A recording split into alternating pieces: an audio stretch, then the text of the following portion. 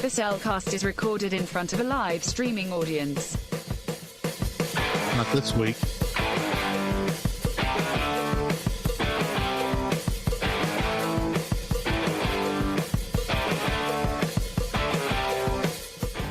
Hello and welcome to another episode of The Cellcast.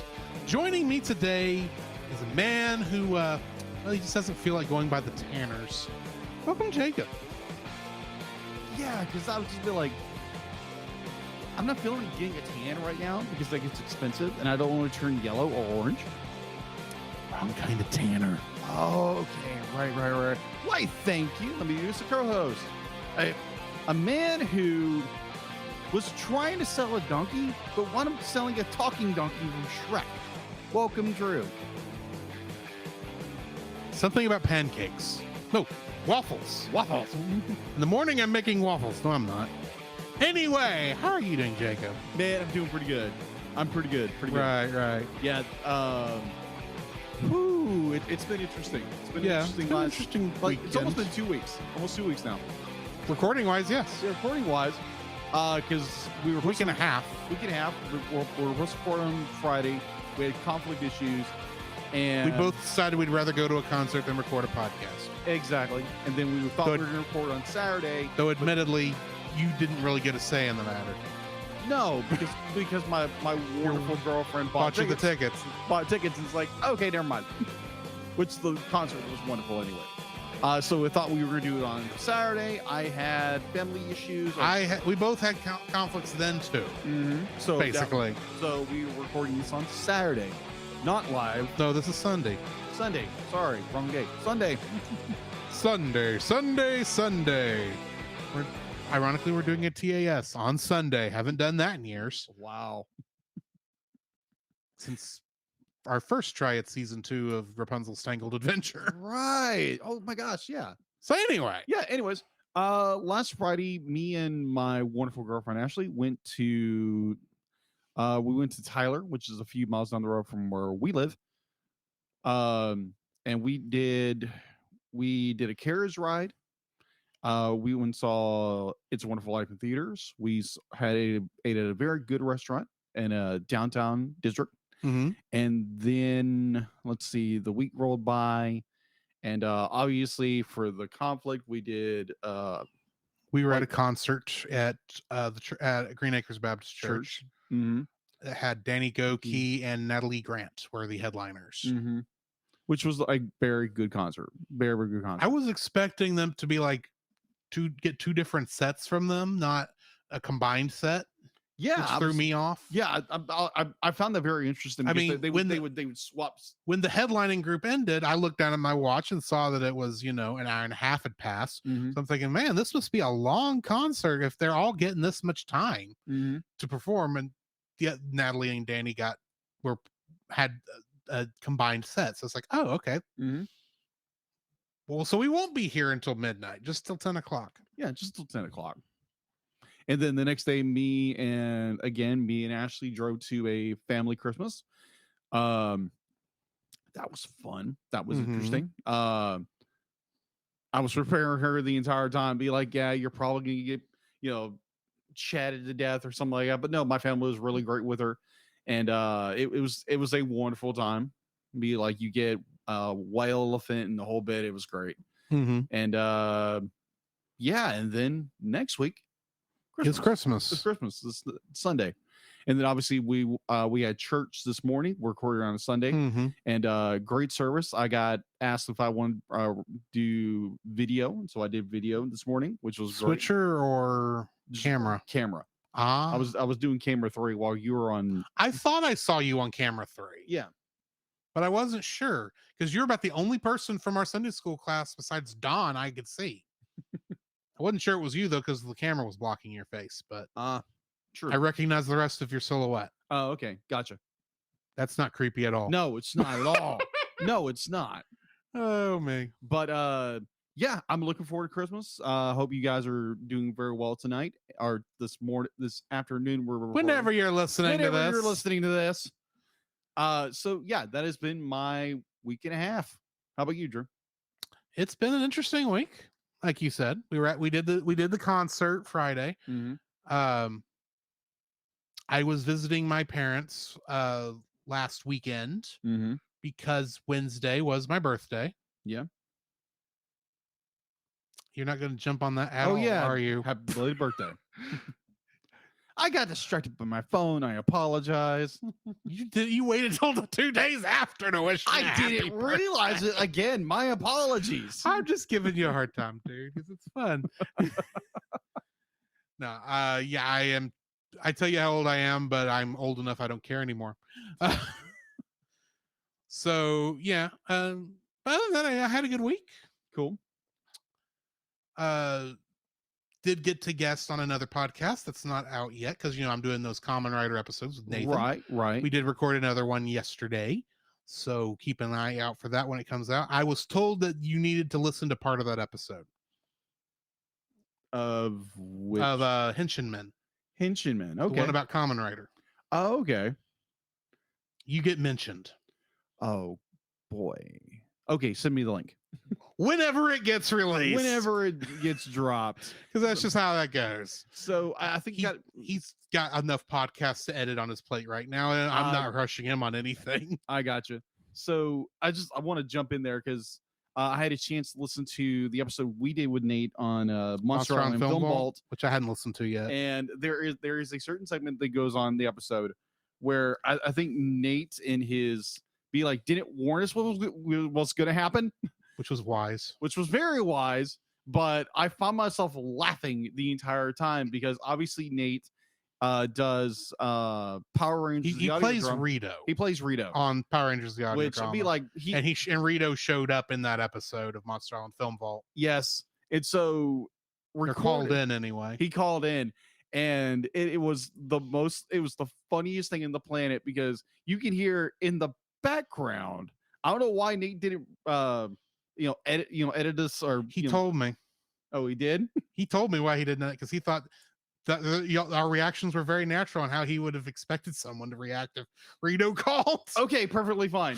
But oh my gosh, be like I could hear myself giggling in the background. It was the fun. I was laughing while I was laughing. Which I don't know why we're acting like it wasn't like it was scripted or anything because it wasn't. I mean, we were there on Monster Island when all this was going on. Exactly. So, exactly. But that was, oh my gosh. That was just us laughing in the booth. That is true. That is so true. So yeah, apparently I'm going to need to listen to Henchmen whenever that episode comes out. Let's just say there's a connection to our talk about frogs. Oh, okay. There was a monster on there that was oh no, sorry, it was Canary Condor. That was the monster. Not Canary Condor. I did it again. Canary Cobra. That's even more confusing. It's half canary, half cobra. Yeah, that. And I don't want to spoil anything, but he just said no kisses. Oh no. Okay, I'm definitely gonna listen to that. So yeah, we'll get whenever that comes out. I don't know when he's gonna get because I don't think he's released the other one I'm in yet. But anyway, doesn't matter right now. But yeah, that was a good time yesterday, and of course I got to go visit some more family that's not blood related, but that's close enough. There might as well be family, fair kind of a thing. Yeah. We were doing that Christmas last night, and then of course church this morning, and I did not know we were singing this morning until about an hour beforehand when Don mentioned it in class. You didn't get the memo. I didn't get the memo. And one of those songs I don't know. Oh, that we did this morning. I did not know going into it, so I just kind of winged it. And I didn't. And the other ones that were not from the cantata that we did this morning. I did not have the music in front of me, so I didn't know when we were supposed to come in or out. I just kind of did what everyone else did. And I was the only tenor, so it's like, well, I could sing whatever tenor part I want. No one's going to know. So, yeah. Confession from a tenor. Confession from the only tenor this morning. True. So, yeah, that was fun. Anyway, yeah, Jacob, I have a question for you. Yes. What have you been watching? What have I been watching? Let me pull up my nice little pad here. And All right, so I think last week, like late last week, I watched Demolition Man on HBO Max. Mm-hmm. That is a silly movie. Yeah. If you haven't seen it, it's Sylvester Stallone and Wesley Snipes, and it's a funny film. It's very much it's more like a utopia fascist world. So dystopia. Not really dystopia. It's not dystopia. No, it's not dystopia. So it's a fascist utopia. It's a fascist utopia. Okay. Yeah. And then Those seem like oxymoronic terms, but go right ahead. Sylvester Stallone's character is cryogenically frozen for 40 years, and he's unfrozen in this time period. He was frozen today. Hey. So it's an interesting movie. It's very, very weird. It's a fun little film to watch, but it's very weird. And recently I'd started. Now, Grant, I am a big history buff, and I love to understand the nuances of how things happen. Yeah. So just take that in a grain of salt. I'm a history nut, so you just take that in salt. I started watching on Netflix Hitler's Circle of Evil. It's a series. It came out a couple of years ago. Speaking of fascists. Yeah, speaking of fascists. Yeah, boot stompers. So I started watching that. I think I have it on. I found it for like $1.99 on iTunes at one point, Mm-hmm. and it's on Netflix. And I was like, "Ooh, that sounds like a good idea," because it's really interesting how the power dynamic within the Nazi regime plays out, and how they're trying to up one another to grab Hitler's favor. Right. And it's very fascinating how power, controls and manipulates and destroys people. And so I found that very fascinating, because they're trying to off each other at the exact same time. I just found that very fascinating as a amateur historian. Mm-hmm. So other than that, I was listening to Monster Island Film Bolt, where we were on reviewing Mighty Morphin Power Rangers, the movie. That was a fun episode to listen to. Yeah, bravo, Nate. I'll know when I get there, because I'm 3 months behind. 2.5. 2.5. So I'm in October. I gotcha. And For reference, we're in December physically. I gotcha. That's how far behind in podcasts I am. Yeah, working on art. Other than that, that's all I've been doing, except listen to podcasts. We listen to what was it? I Hear Voices on the way to my family Christmas. That's very fun. That is Christy Carlson Romano and what's his name? Wow, I feel bad that I don't remember the other host's name. Ron. Yeah, the guy who played the guy who voiced Ron. Thank you very much. I don't remember his name either, but yeah, but we were listening to like 2 episodes of that. It's really, really good, insightful. If you want to understand the world of voiceovers and animation, the whole bit, they have done some amazing work with like very famous voice actors. Mm-hmm. And it's really worth watching. It's really worth listening to. You can watch them on Christy Carlson Romano's YouTube channel, and you can subscribe to wherever podcasts are. It's a really, really good podcast if you want to listen to something that is, animation, voice acting related. All right, so that is all I've been watching and listening to. What about you? Well, along with the 2 Kamen Rider episodes I watched, and of course the stuff for today's episode, whatever the term is there. Anyway, I've been watching some more Ultra Q. Okay. The Japanese kaiju Twilight Zone Outer Limits show that is technically the first series in the Ultraman series of television shows. Yeah. I watched like 10 episodes this week without even realizing it. Wow. Yeah. Monday night, when I was supposed to be editing the podcast, you got distracted. I got distracted and I watched like 8 episodes in one night. Wow. I kept thinking, man, I've got so much time today. It's just so weird. Yeah.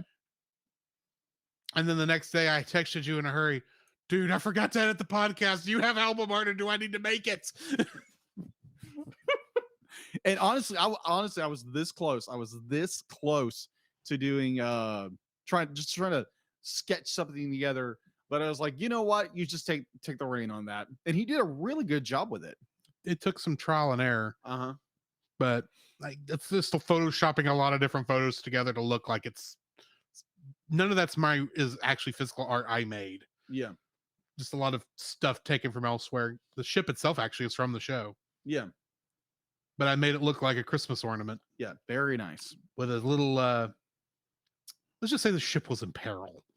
Yeah, I agree. if you just look for it. Yeah, just look for it. The art, and so like if you spot it, let us know because it's really, really clever. Because honestly, I thought you just took a picture of one of your ornaments. Nope. I wish I could have thought of that, but no. Okay. Story time. Art story time. Okay. I was playing with it a little bit while I was playing with it pretty much. I had the idea of I tried a couple different things. I tried a couple different a couple different shots of it where, editing it out, and I just was not happy with anything I was getting. Finally, I did get something that was about the right angle. I found all the other parts I need, and I sent what I came up with it separating everything to you, and you said that will work. And I was going to leave it at that. Yeah. And so I got to thinking. Every single one of the ones you did has had either either a character was in peril, because you like to work whatever movie we're watching with the Star Trek episode. Exactly. And the Polar Express, I thought, well, that's why I was bringing in the Christmas tree. That's where that element was from. Yeah. There's plenty of shots of Christmas trees in the Polar Express. Yeah. And I got to thinking about the ornaments, like how there's always there's tons of Star Trek ornaments. Ironically, the Cerritos is not one of those. Really? They have not made a Cerritos ornament yet. So he's waiting for it. I will probably get Come it on, too. Hallmark. Well, I mean, even Mike McCann, the guy who makes the show, he sent a picture with like a bunch of the Star Trek ornaments, the Borg cube, the Romulan bird of prey, this one and this one, yes, and the Klingon bird of prey, which I don't have the ones the ones he had. Yeah, I don't know where that is. He had it situated on his tree, and it looked just like that one shot in the opening sequence. I mean, the crystalline entity is not there. There's no Pac-Led ships, but right. It's like, wow, that's clever. And he says, the Cerritos would look good right here, right where it is on the screen in the show. And he sent that to Hallmark. Oh, okay. On Twitter. Smart move. So I got to think, there wasn't a Cerritos one, but there's going to be one eventually. You can't just not have one at all. At some point. That's true. There's been ships that have shown up for 3 seconds on Star Trek that have ornaments, for crying out loud. But I just realized I don't think there's a Deep Space Nine ornament either, but there should be. Anyway, so I made it look like it was an ornament hanging from a tree, sent that to you. I was going to leave it as, but I thought I've got to put them in peril somehow. Yeah. And so my temptation was I wanted to find just a single paw reaching into the air, preferably with claws out, but I was going to take what I could get. Right.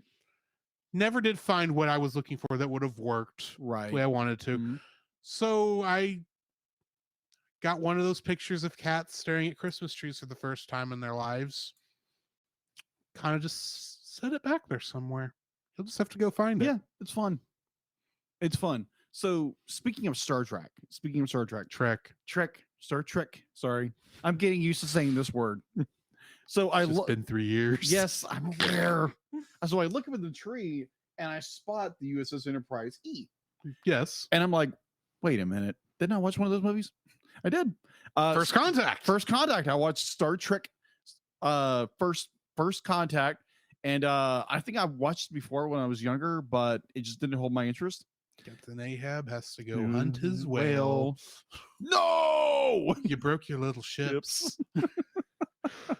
I watched that. And I found it was a really, really introspective movie. It was very well done, and yeah, I can see why it's probably one of people's favorites. Star Trek movies. It's my third favorite. Yeah, my favorite obviously is The Wrath of Khan because understandable. I like 6 a little better. Right. Undiscovered Country. But yeah, I'd be like, me and Drew had a really, really good conversation about that on the way back. On the way back from Tyler. Mm-hmm. And that was just really, really well done. Really well done movie. And we got into like nerd toxicity and how the culture is. We should have recorded this. We should have recorded but we were in the car. We weren't thinking about it. No, be like, we can record that later for like a special episode or something like that. Won't be as good, but sure. Yeah, exactly. we can be more refined in what we're talking about. Anyway, yeah. Continuing on with what I was watching. Exactly. I had to segue because I saw the ship and I was like, oh yeah, I remember that. Fair. Yeah. No, I also watched a little show this afternoon before you came over. And before I was talking with our friend Francisco of the Retro Rewind podcast. Hi, Roy. A little show that I forgot came out this week on Netflix. Okay. Or I think it was this week. It could have been sometime in the last couple weeks. Okay. That involves a blue hedgehog. Oh, Sonic Prime. Sonic Prime. Okay, yeah. I watched what I would consider to be the first arc, which is actually pretty good. I mean, this is not like, top shelf amazing. But it's a good Sonic full story. Okay. On a lot of this first arc I watched, he got sent into an alternate timeline where Dr. Robotnik, well, 5 Dr. Robotniks technically took over. I don't know how that works. I'm sure I'll find out eventually. But it was kind of like, what would all of the Sonic characters besides Sonic himself, how they would be different in this universe. So you had Rouge the Bat and Knuckles are freedom fighters, of course. And so they're kind of in your standard rebel garb. Apparently, Amy Rose got captured by Robotnik and got roboticized. Oh. In fact, at one point, Sonic says, "Come on, Amy, I know you're not this heartless." And she opens up her chest plate and says, "The birdie says otherwise." Oh, jeez. It sounds like wow, this is dark. Resistance is futile. That's what it sounded like. And then you've got Tails. He's no longer called in this world. He's well, a lot of the characters are going by slightly different names. Like Rouge is Rebel Rouge, Knuckles is Nux. Nux. The roboticized version of Amy Rose is Rusty Rose. Okay. Tails is 9. 9. Okay. Do you know what Tails is actually what Tails is based on? What Japanese mythological figure he's based on? 7-tailed fox? 9-tailed fox. 9-tailed fox. Oh, obviously. In this world, where Tails did not have any friends and had to defend himself from being picked on as a child, he gave himself Doc Ock appendages. Oh, specifically 7 of them on so he's a 9-tailed fox. 9, like Naruto. Oh wow, okay. So he's 9. It's like, and he uses them like Doc Ock uses his 4 additional arms. Wow. So I'm like, well, except when they're trying to be in a hurry and he's using them like spider legs. And I'm like, wow, this is dark. This is a kid's show. And at the end of the episode, somehow Sonic gets sucked into another dimension, leaving all of his friends, or they're going to get hit by Dr. Robotnik's cronies. See how that turns out. But I know they're going to come back to the story because I was looking through the next couple episodes because I was curious how many episodes this was. And it's only 8 episodes that's out right now. And I got through episode 4, and I already saw some of these characters returning in later episodes. So it's like, okay, even though we're in a separate, we're obviously moving into a different arc, but yeah, it's an interesting show, actually.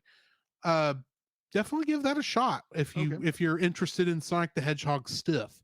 It's not comedic like Sonic Boom was. Okay.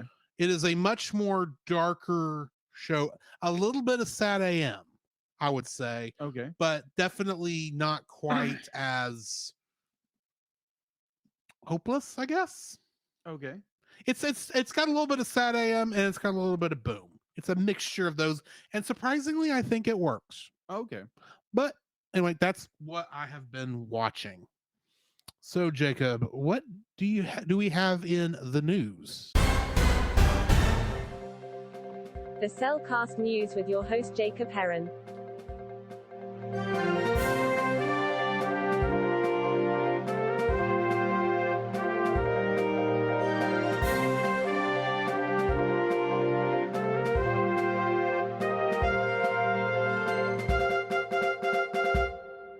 Why, thank you, D-Lit.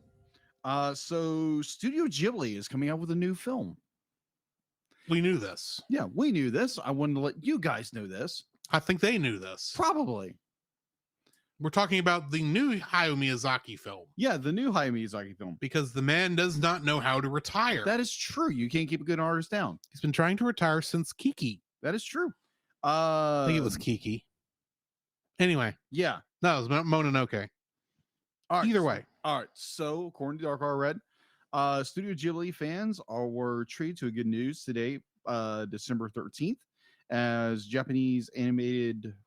animated animation workshop revealed a hand-drawn teaser poster for the Japanese theatrical release date of How Do I Live, tentative title for the latest Studio Ghibli for the studio co-owned animated legend Hayao Miyazaki.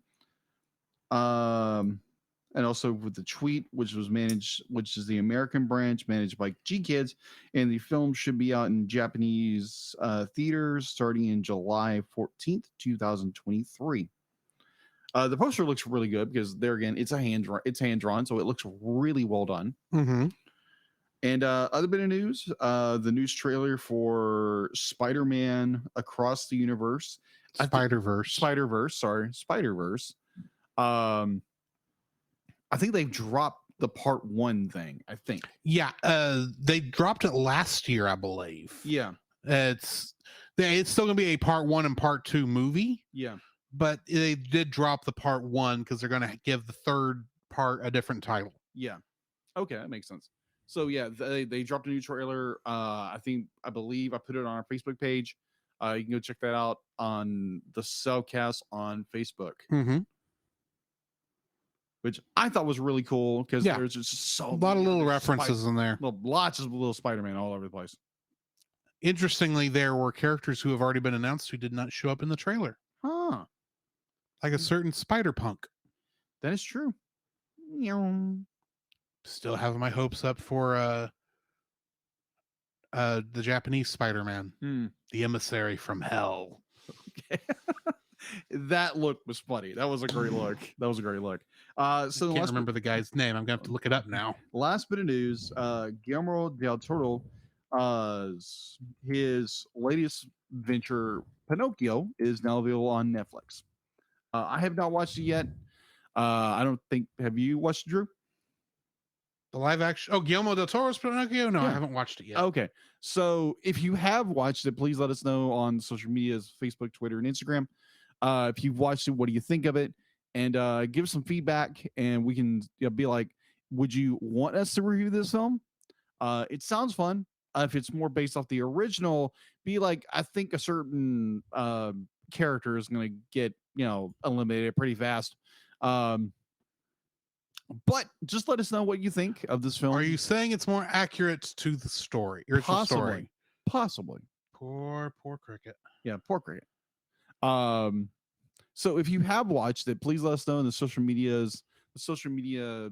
thingamajiggers and let us know what you think and if you think we should review the film for the podcast. So that is all I have for the news. The Spider-Man I was trying to come up with the name is for Japanese Spider-Man is Takuya Yamashiro. Oh, okay. He's the old Spider-Man with the giant sent Power Rangers robot. Yeah. In fact, he's the reason Sentai got robots in the first place. That's right. Yeah, because it was a partner thing with Marvel. Yes. Well, the way it was is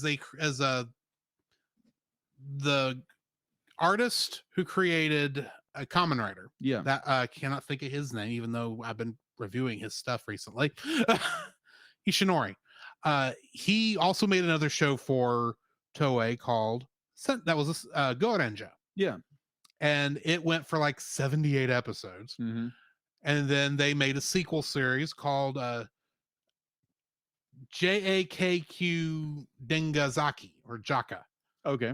And it is 24 episodes long and failed miserably. So they were pretty much convinced they couldn't do this Sentai thing anymore because together they were called the Sentai series. Yeah. And then they made a thing with Spider-Man with Marvel Comics, and they realized, and they decided to give him a giant robot because why not? Yeah. And they say, hey, we could do this with the Sentai stuff. We could bring it back with this. So the next season, which was supposed to be a Captain America based series with 5 Captain America characters, basically, except Captain Japan was the main one. And the American one was Miss America, obviously the Pink Ranger. That's Battle Fever J. And that's the quote unquote beginning of the Super Sentai series. Okay. Because Marvel helps produce that show, plus the next 2, which included villains from Thor and Incredible Hulk as the main villains. Really? Well, based on those. Based on them. Okay. And then Marvel pretty much just sold everything for the Sentai series back over to Toei because they were done making stuff over there. Got it. And now Japanese Spider-Man is half owned by both. Basically, Spider-Man IP is owned by Marvel.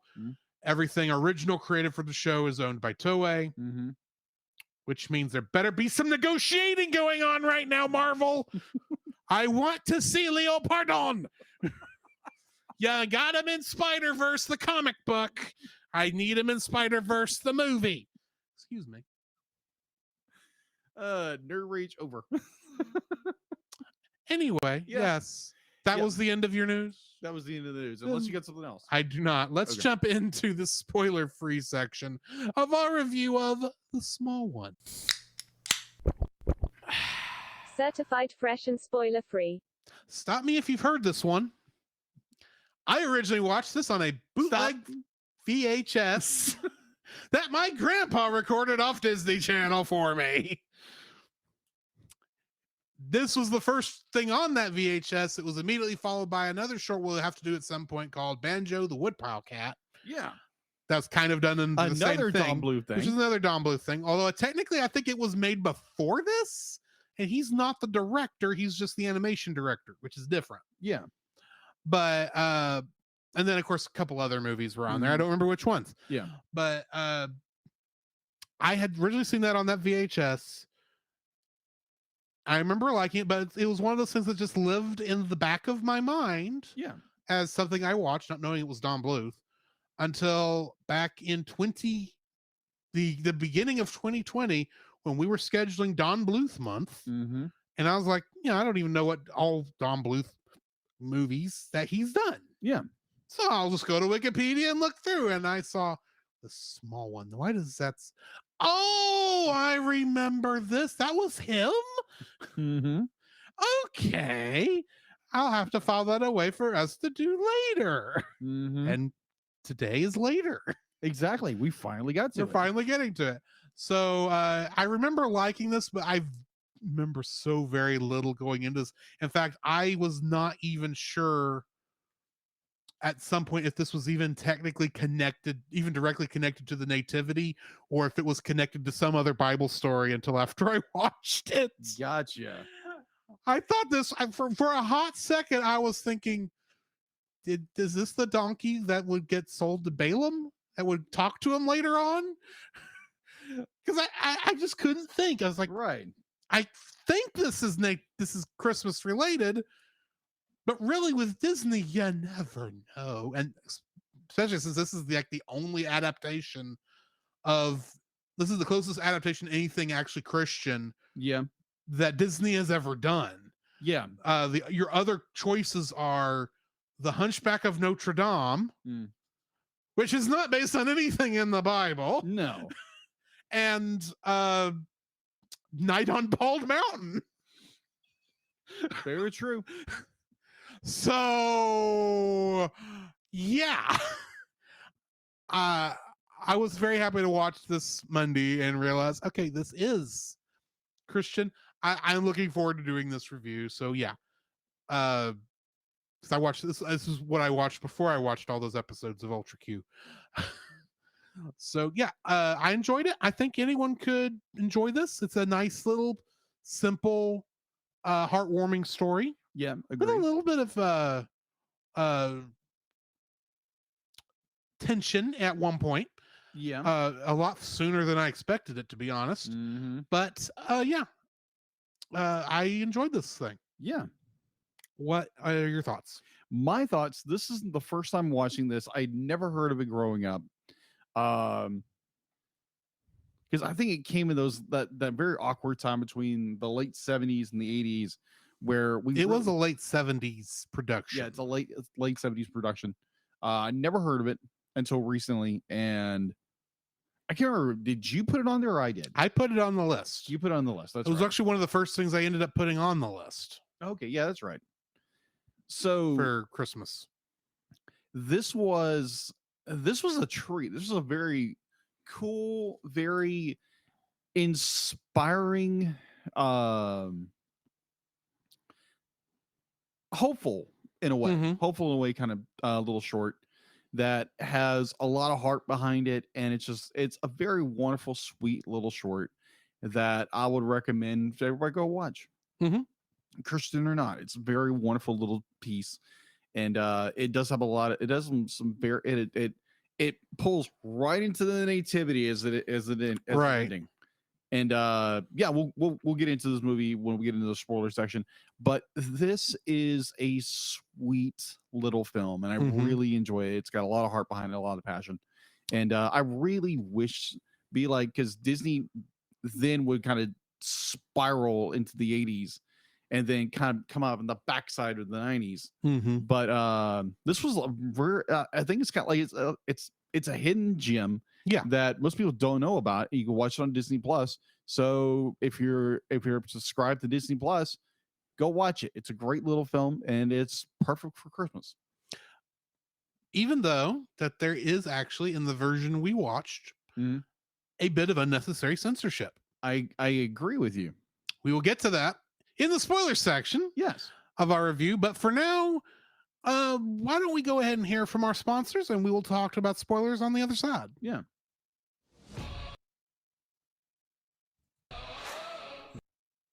Hang on. This podcast is a proud member of Culture Box. Whether you enjoy geeky reviews, comedy, or original fiction, you can open up the Culture Box and find something excellent for your soul. Point your web browser to culturebox.media. This week, we suggest checking out Geek Devotions. Geek Devotions is a collaboration of devoted geeks that are devoted to letting people know that they are loved. They are not just a podcast. They are an entire network of shows, podcasts, and YouTube videos that are designed to encourage and challenge people in the geek community, bridging the gap between their faith and their geekdoms. They produce a weekly geek culture-infused devotional. There is their podcast, Com Talk. There's another podcast where they read books, allegedly. There's also another podcast where they look through the Gundam Watch. And if you like movies, just like we do, you can check out them reviewing bad movies over at the bottom shelf. So you can find all their content and more at geekdevotions.com.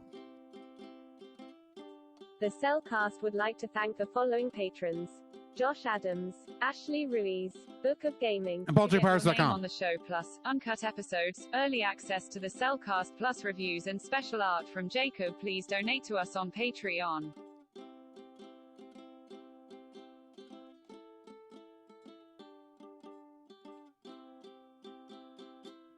The following is a spoiler-filled review for the movie The Small One.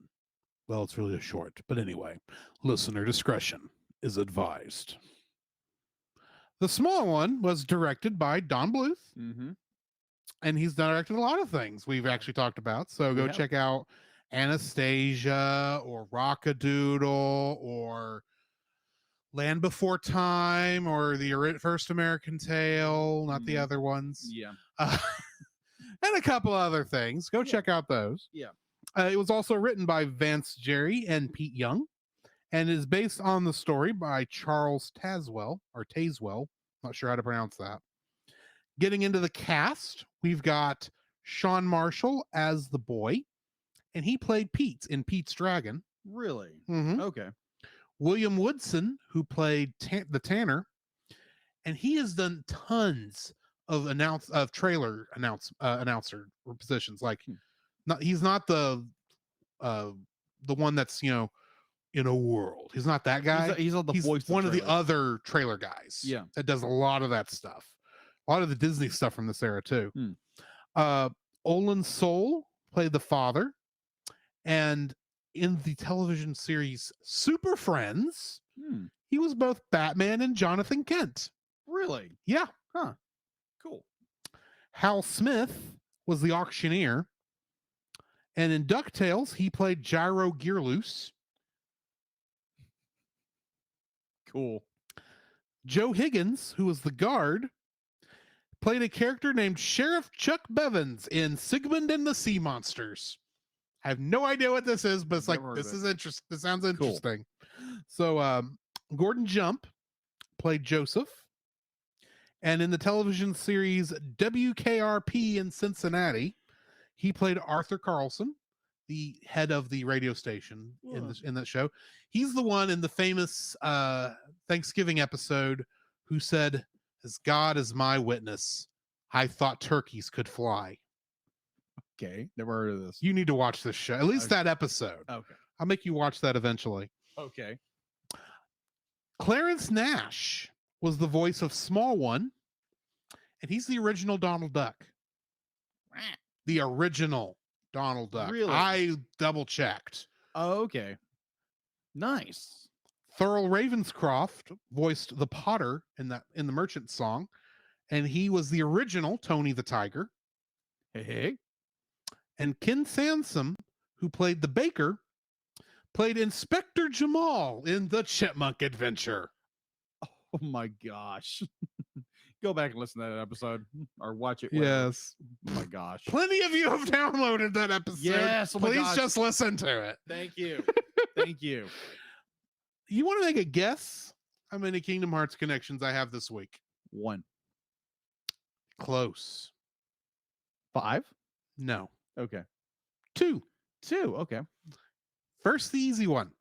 Ken Sansom, who was the baker, is played Rabbit in Kingdom Hearts 2.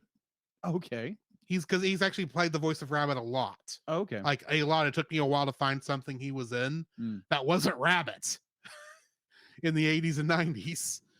And then John Pomeroy, who was the animation director for both the Donkey and Joseph. Okay. He did 2D character art for Kingdom Hearts. Really? Yeah. And that's my Kingdom Hearts connections Okay. and cast list. So what do we got in info and stuff? All right. Info and stuff. All right. So IMDb, it has a 7.6 out of 10. It's available on Disney Plus. You just subscribe to Disney Plus. Interestingly, if you want a copy of this, is on VHS. You can go to Macari. I think it's Macari. Yeah, it's like a like eBay. It's like Yeah. eBay. You can And the purchase them. VHS version will be the original version. Yeah, the original version for like $10. Yeah. Not bad. No unnecessary censorship. Yeah. If you want the original uncut, there you go. We'll get to that in a minute. Yeah, we'll get there in a minute. Produced obviously by Walt Disney Productions, distributed by Bona Vista Distribution. Its release date was December 16th, 1978, with the re-release of Pinocchio. Makes sense. Yeah, Donkey in the short, tons of donkeys at the end of that movie. Gosh, that movie. Be like, if you have not watched our review watched or listened to our review Pinocchio, go listen to that. I think it's very well done.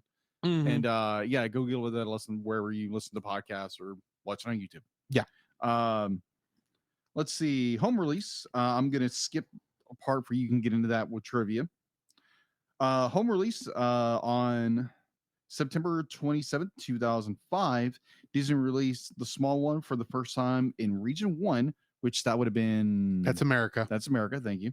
On DVD, that's America. Yeah, on DVD as part of Walt Disney's Classics cartoon featuring Volume 9, Classic Holiday Stories. The DVD also featured Mickey's Christmas Carol of 1982, Pluto's Christmas Tree from 1952. The short was edited into two pieces or two places, so I'll let you get into that later. The short was also same song, right? Huh? Two places in the same song? Yeah, same song and one little. If you don't bring it up, I'll bring it up. Okay. And when you get into that, because I know the point, I know the song, I don't know the other edit. Yeah, there's a slight edit in towards the end.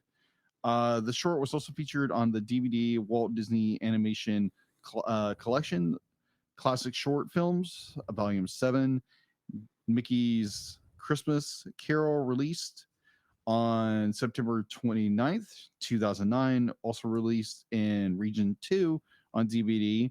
Walt Disney Presents Countdown to Christmas. This title was also made available on streaming and download in the digital format. It's also available on Disney Plus, where we watched it. Right.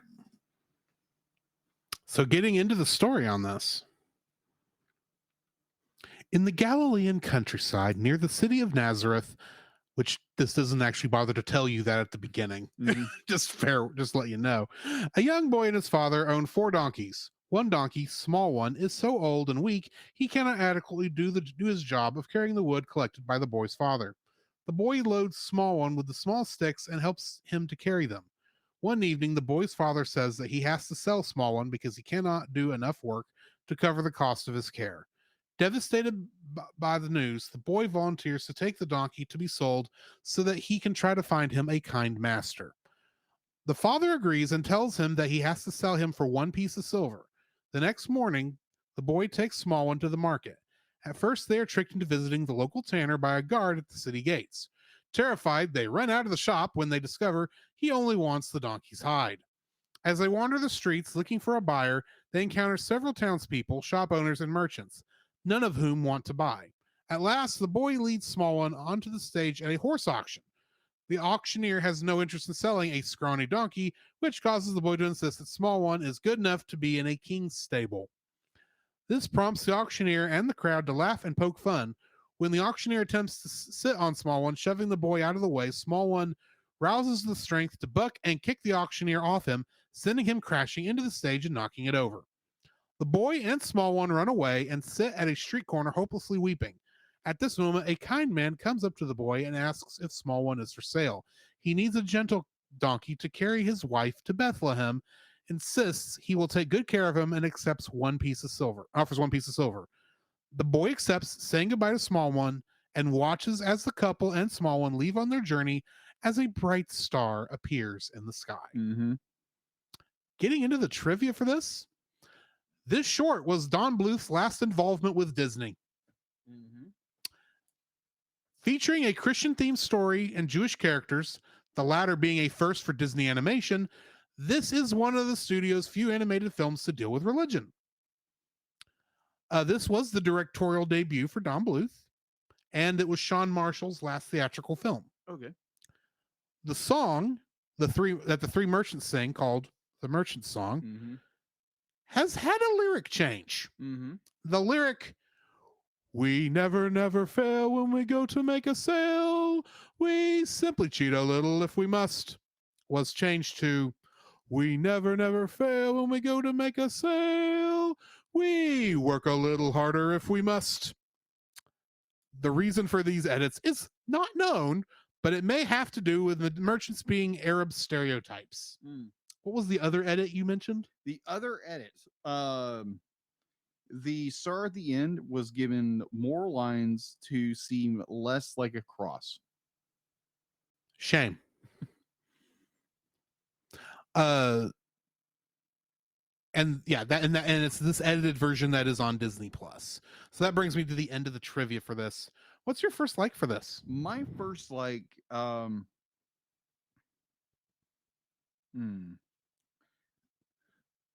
it's such a sweet little short. I mean, like, it's so well done. It's got that Christmas. I'm saying the wrong word. Christmas is the right word. No, I'm not saying Christmas. I'm saying crispness. Okay. Yeah. I'm going to say this word wrong. I apologize. Crispness is the word you're trying to say. Crispness. Oh, there again. Crispy. Yeah. No, crispy sounds worse. Yeah. It's got the crunchy flavor of old.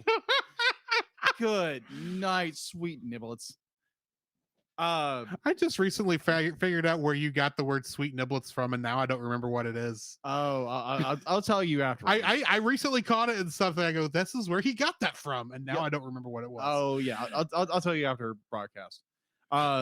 So it's got that.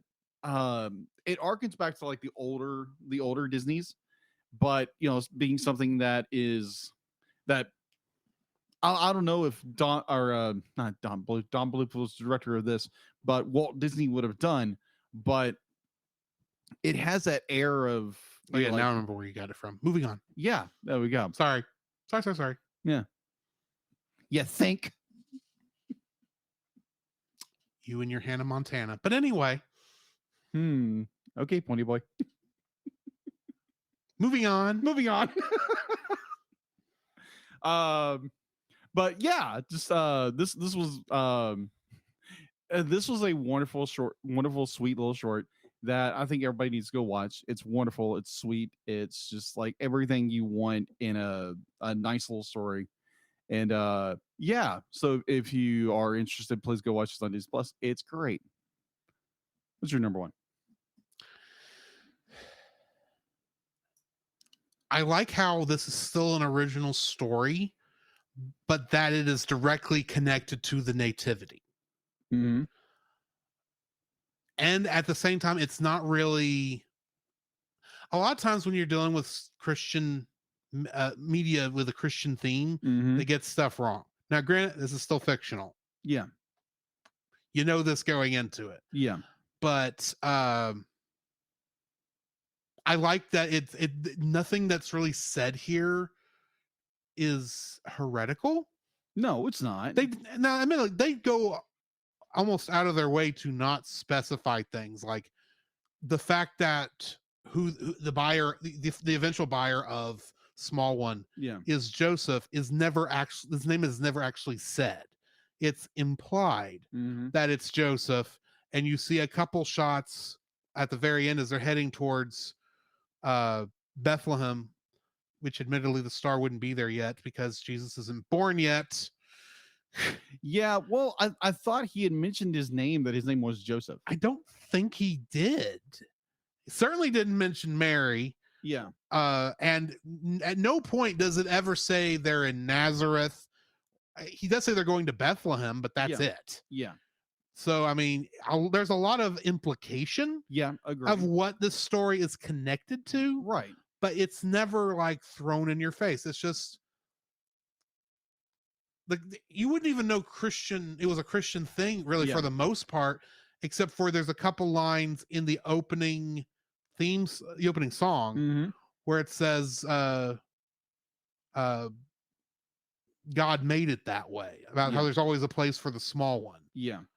So it's like that's just very interesting to me. Yeah. That's like they walked a very tight rope where obviously Disney being what it is, especially at this era where it was not quite I mean, is this coming This is like right at the Jesus movement, I think. The Jesus movement would have been, oh my gosh, that This would is have been, around that time. yeah, it would have been the late 70s. Yeah, which is when this would have come out. So maybe that's part of the reason why they felt they could do it without really breaking without alienating anybody, I guess, from their point of view. Granted, I'm Christian. I'm loving this. That is a Christian story that Disney put out. Yeah. And it's actually very respectful of Christianity. Yeah. Granted, we talked about the edit there at the end where they did their best to make the star look less like a cross, but then I've never heard of anyone making the star look like a cross. No, most of the time I see what people would say if they said it was, but first time it's just like, yeah, super bright star in the sky that doesn't actually illuminate like the sun does. Right. That's kind of what it's supposed to be. Right. But there's no angels throughout the whole thing. There's almost nothing supernatural about it, which is I like how it works that way. It's like we're telling a nice story. If you're not Christian, especially if you're Jewish, we're not going to alienate you over here. We're not going to alienate anyone who's not a Christian, other than we're telling a story that does technically lead into Christmas. So, and yeah, I like that. It's just like, it's a Christmas story without being like overtly in your face. Okay. Let me explain it in a better way. So much of our modern quote unquote Christian media is so worried about preaching to you that they leave the story behind, and the story doesn't get a lot of development. I agree with you in a way. Yeah. And I like how this is a little bit story focused and the message is subtle. Not subtle enough you don't get it unless you really don't know the nativity story that it's obviously leading into, but it's like subtle about how all this goes. And it's actually, you see pieces of this like in the Bible, like David, for instance, King David. Yeah. He's not the biggest, strongest brother. No. But he's the one who ended up being the greatest king of Israel. True. And when Samuel came to anoint him, Samuel had to go through all the other ones before they found out the little shepherd boy out there. Yeah, he found the small one. The small one. Yeah. And there's a couple other instances like that where the one that we would pick, the obvious person for these roles, like, there's a lot of them. It's like, that's not what God goes with. He goes with the ones you wouldn't think of, because he doesn't call the ones who are already equipped. He likes to equip those he calls. Yeah. You can look at that. And in some ways, that's kind of what this is that the small one, as the character, the donkey, the small one. Yeah. He wasn't the biggest, strongest donkey we saw in this. No, he wasn't. But he was the one that was chosen. Exactly.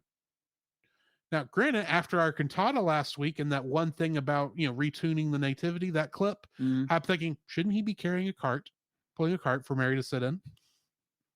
True. But that's beside the point. Yes. Anyway, so yeah, I enjoyed that this is it's a subtle message with a good story. Okay. I got you. What's your second like? My second like of this, I'm going to go right into kind of play off yours. It's the nativity without being the nativity. It does tell a very good story. Kind of like you were talking about a minute ago with how more modern Christian movies, well, you can take it both ways. You can take where it's a story, it's a like God's Not Dead. You can take a movie like that. I've never seen it, but I've heard it 1,000 times. Where I know someone who will let you borrow all three. Yeah, exactly. But I think they're working on a fourth. They are working on a fourth. That's what scares me. Yeah, but where it's be like, we're gonna push the gospel in your face and tell kind of a very, very weak story.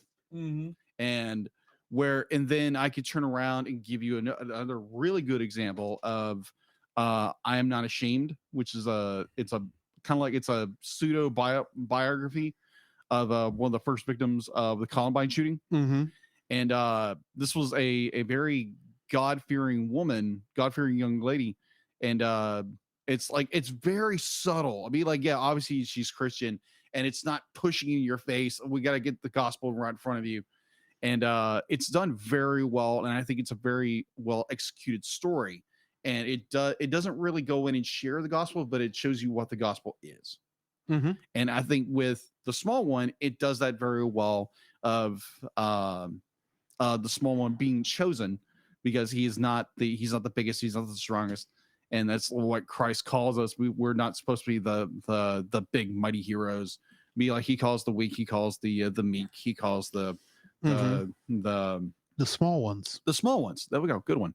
And yeah, that's what I enjoy partially about this film, because it does give a good Christian allegory to what Christ calls us to be. And at the same time, it does very good storytelling. And yeah, so I really, really, really enjoyed this movie. Definitely for that. It's the nativity, but it's not the nativity kind of. And at the end, it's where Joseph pops up and like, oh, he's the one who buys the donkey. It's like, oh, okay. So there again, if you're not familiar with the nativity scene, or if you're Christian or not Jewish, and I mean, I'm pretty sure most people have probably heard of the nativity, possibly.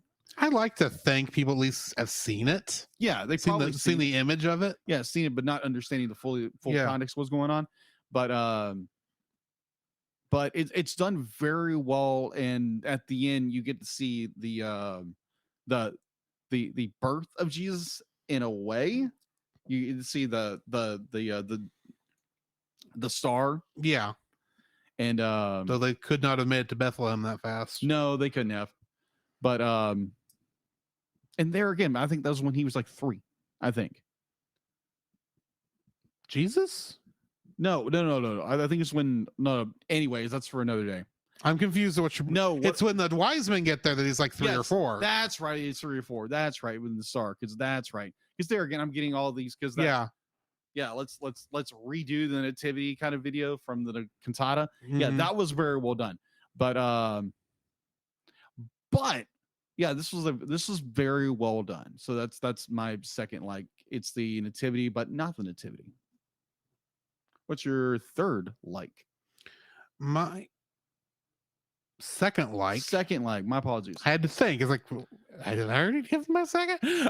No, my second like. I liked the merchant song even with the edits. Yeah, because I think the edits are silly for the most part. But then the reason those edits are in there, and I'll get more to this later. Yeah, is because they're spooked that showing Arab merchants as being dishonest might be considered. They think it might be considered stereotyping and all that stuff. And I'm thinking, sure, whatever. But I'll get more into that later. Yeah. The song itself actually is very interesting. I mean, because it's split basically into 2 different sections. Yeah. Or 3 different sections. You've got the boy singing small one, small one for sale. That part. And then he's got him, the boy attempting to make a sale to someone who could use them, and they tell him every reason why that's not they're not going to buy a small one. Yeah. I liked how the baker's wife is huge, so they need a horse.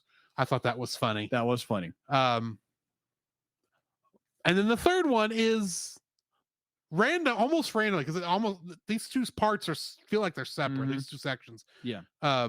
Between the stuff dealing with the boy and small one, and then the other 3 Arab merchants who are singing essentially the chorus of the song. Yeah. Talking about, we're going to make money. We may have to be dishonest if we're going to do that. Yeah.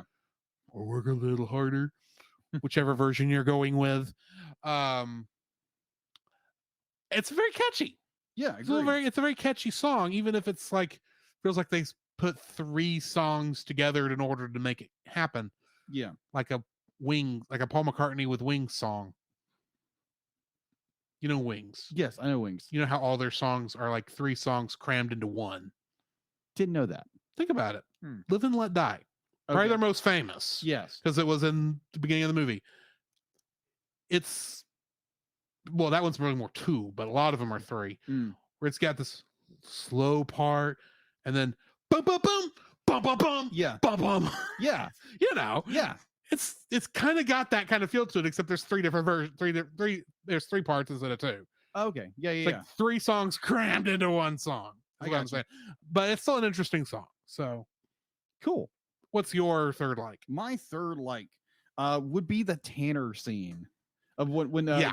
the boy gets I like how subtle that is too. yeah, it's very subtle. You don't even realize where he is until he realizes where he is. Yeah, the point where like the boy comes into the city and he's met by a Roman centurion, a guard. He's like, "Oh yeah, go here," and he's chuckling like, "Oh no, what's going to happen here?" Mhm. And be like, it's actually kind of a terror. I'd be like, if like contextually, it's a terrifying little scene where be like the boy comes in there and then he start that stark revelation. It's like, oh crap, this is what's going on. Yeah. And it's like, no, I don't want the donkey. I just want his hide. And the boy and the donkey go scrambling out of there. Mhm. And that animation is beautiful. It's Yeah. that sense of terror and dread. Like all of it's so well done animation wise. In the store, in the little beat there, and it's like the entire time the boy is trying to sell, the small one, and it's just like getting rejected over and over and over again. But that one scene where they're running and they're running from the Tanner spot, and it's just so well done, like animation wise, and that those little beats here and there for how they created the tension, and it's just so well done. So yeah, it's my third. I'm going to jump on that with my third one. Okay. And it's because, like I said, you don't even realize where you are Yeah. when you enter that thing. Because when you come in, for one thing, this is like in this 30 minutes short, this is like the 10-minute mark. Yeah. You're nowhere near the climax of the story. At least you wouldn't think you would be. And we come into town. The guard tells them, if you really want to sell the donkey, go over here. My friend will buy it off you. He's always looking for fine animals like this one. Uh-huh. Or for animals like this one, he says. And you go in there, and it's like, it's calm. It's like, this is an odd place, but and without any context of what the guy does there, it doesn't really look like anything other than a big empty room. Uh-huh. That's got obviously some kind of chemical thing going in it, but you really can't tell what it is. It could be anything. Yeah. Who knows what But this it's got guy's doing? that ambiance. It's got that ambiance. It's a little creepy, but it's not like too uncreepy. Yeah. And he goes in there, he talks to the Tanner, they go back and forth on this, and then the guy says, "Oh, I'm only when Small One says, are you going to take good care of him?" And the Tanner says, "Oh, I only want him for his hide, boy." Yeah, you sort and of they all of a sudden, I'm a Tanner, and they suddenly realize where they are. And it's like, congratulations, your first step into town was into hell, or hell for this donkey. This is not where you need to be. Yeah. Boy, there's a reflection for most of Christian life. You walk into a place you're not supposed to be in. That's not where God told you to go. Yeah. You're listening to the world. That's why you end up in the Tanners. Yeah, that is a good analogy with the fact that like when you fall into, like, I'm not saying like the boy in the that would have been the easy sell. Yeah. He would have been done and could have been walking back home if he sold the small one to that guy. Yeah. Very easily, but no, be like he had too much love and compassion for this donkey. Right. Like he wanted the donkey, he wanted the small one to go to a loving master. And then he goes and continues looking for that master throughout the film. But that 1 minute where you're in there, it's like, because it doesn't even look like anything to us. Yeah. Mostly because we're 2,000 years later, and a lot of us don't have any context for what a Tanner's place would look like. Yeah.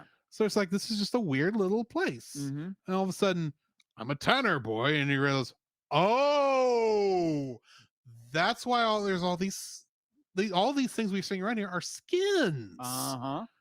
This is not just some rich guy's place. This is the guy who makes the skins for the rich man. Yeah. Okay. Get out of there, boy. Get out of there. Yeah. Oh my gosh. Yeah. So yeah. And you can't tell me that they didn't reuse some of the donkey animation from Pinocchio. No. Small One, especially in that scene, because I saw what's the kid that was in there with Pinocchio?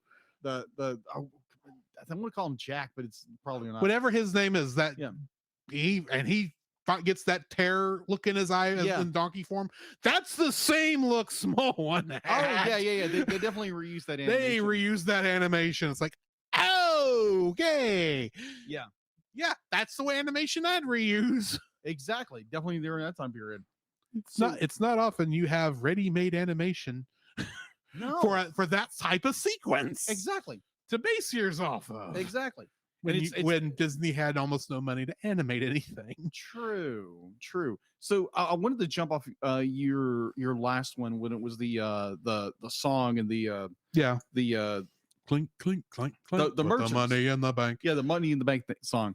Because people say like, oh, it's stereotypes. Well, I want to go with because there again, no offense to anybody. This is not an offensive thing I'm going to say, and because it's going with the stereotype, which is wrong.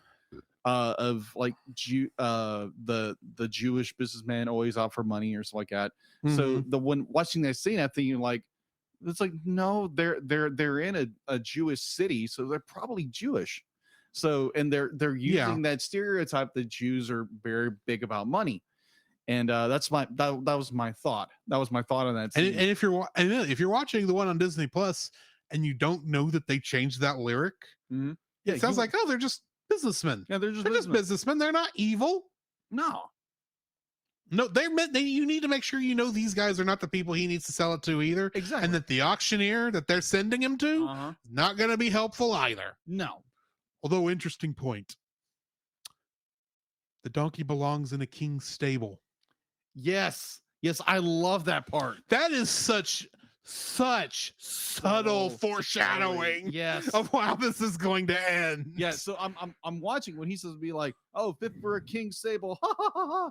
I was like, oh yeah. We're talking about another king. Different king. Not this isn't Herod. No. Not that they mention Herod in this. No, they don't. It's not Herod's stable. No. You people are going to regret laughing at this. Yeah. At the king's steed. Anyway, I can just see now. Granted, this is not biblical. This is not theology whatsoever. Yeah. I can almost see this little gag of where Jesus walks up being like he's in his 30s and he runs into this guy. He's laughing. Be like, it's like, oh, do you want a fine steed or a donkey? It's like, no, you made fun of my donkey when I was when I was not even born yet. When I was before I was born. So yeah, and probably the merchant. Jesus wouldn't do that. No, he probably wouldn't. Wait till Judgment Day. Yeah, wait till Judgment Day. It's like, you picked on my donkey. It's like, wait, what? You were unkind to an animal I had chosen. Yeah, I had chosen. No, you're just unkind to the boy who was just trying to get enough to take care of one of his possessions and treat it with respect. That's really what's more what it that is true. That is so true. But anyway. Yeah, anyways. What is your third? I already gave my third. Did you? I jumped off yours for my third. Okay, then. Because it was the Tanner scene. Yeah. And then I also brought up, kind of as a bonus thing, the subtle foreshadowing of the donkey belonging in a king's stable. So very true. We got dislikes to do, my friend. Dislikes. Okay. What's your first dislike? My first dislike. Come on, Pad. Work with me here. All right. So she says your iPad is also a small one and you should treat it with respect. Too true. Touche, Deedlet. Touche. Yeah.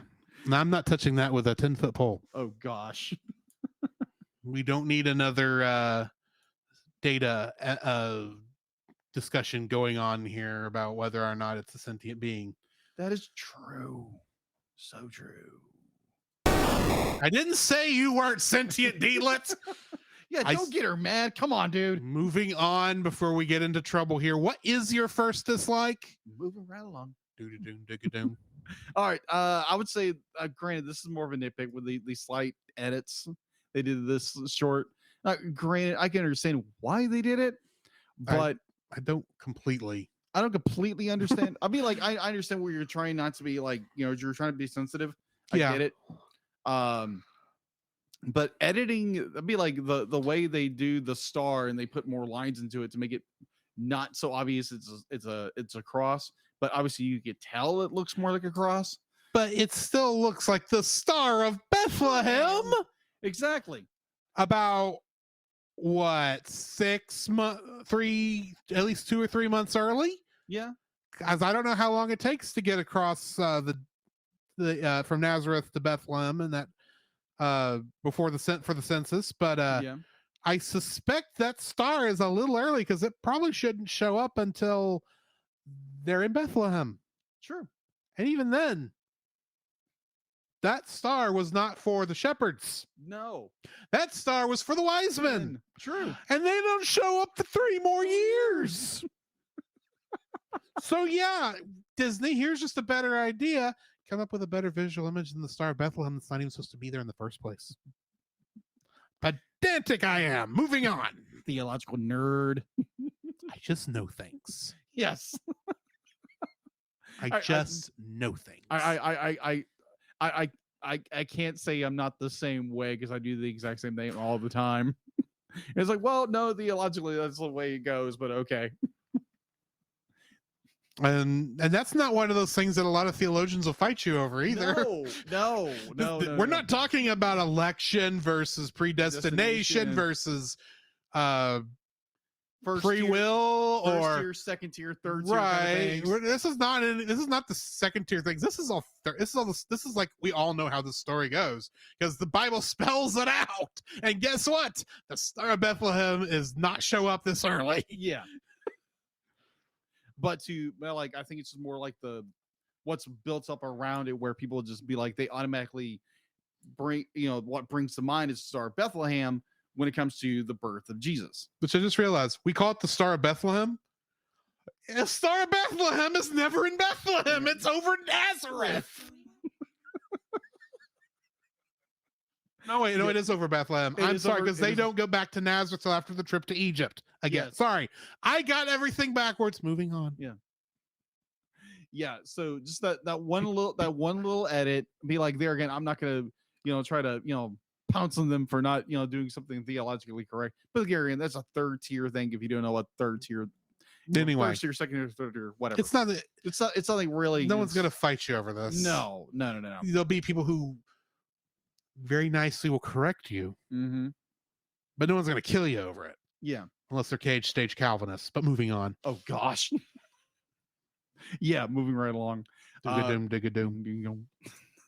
Anyways, I hope you guys are getting that joke. It's been a while since we did Muppet Movie. We have. It has been a while. Anyway, but yeah, that's I think it's my only dislike is this movie. Is that one little edit? It's like, really? But understand, be like, you don't want to look like a star. Still, it's Star of Bethlehem. Mine is similar, but it's not with the star because I didn't notice it. Granted. Okay. And granted, I didn't actually notice the issue when I first saw it, and that is the edits in the Merchant song. Okay. Because here's the thing. Their thing about work a little harder if we must just makes them seem like regular people. Yeah.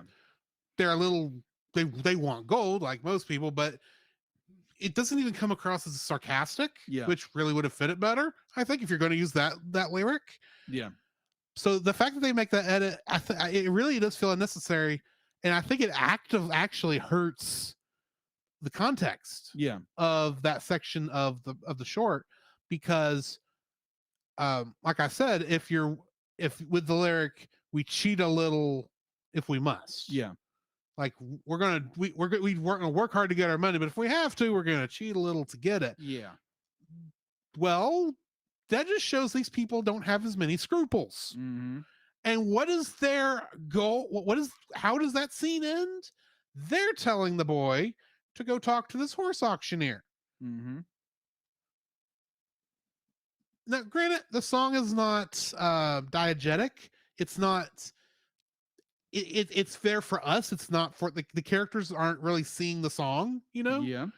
Because it's like a musical type song. It's the fact that you have characters who are literally singing "We're evil" in a way, or we're being unscrupulous.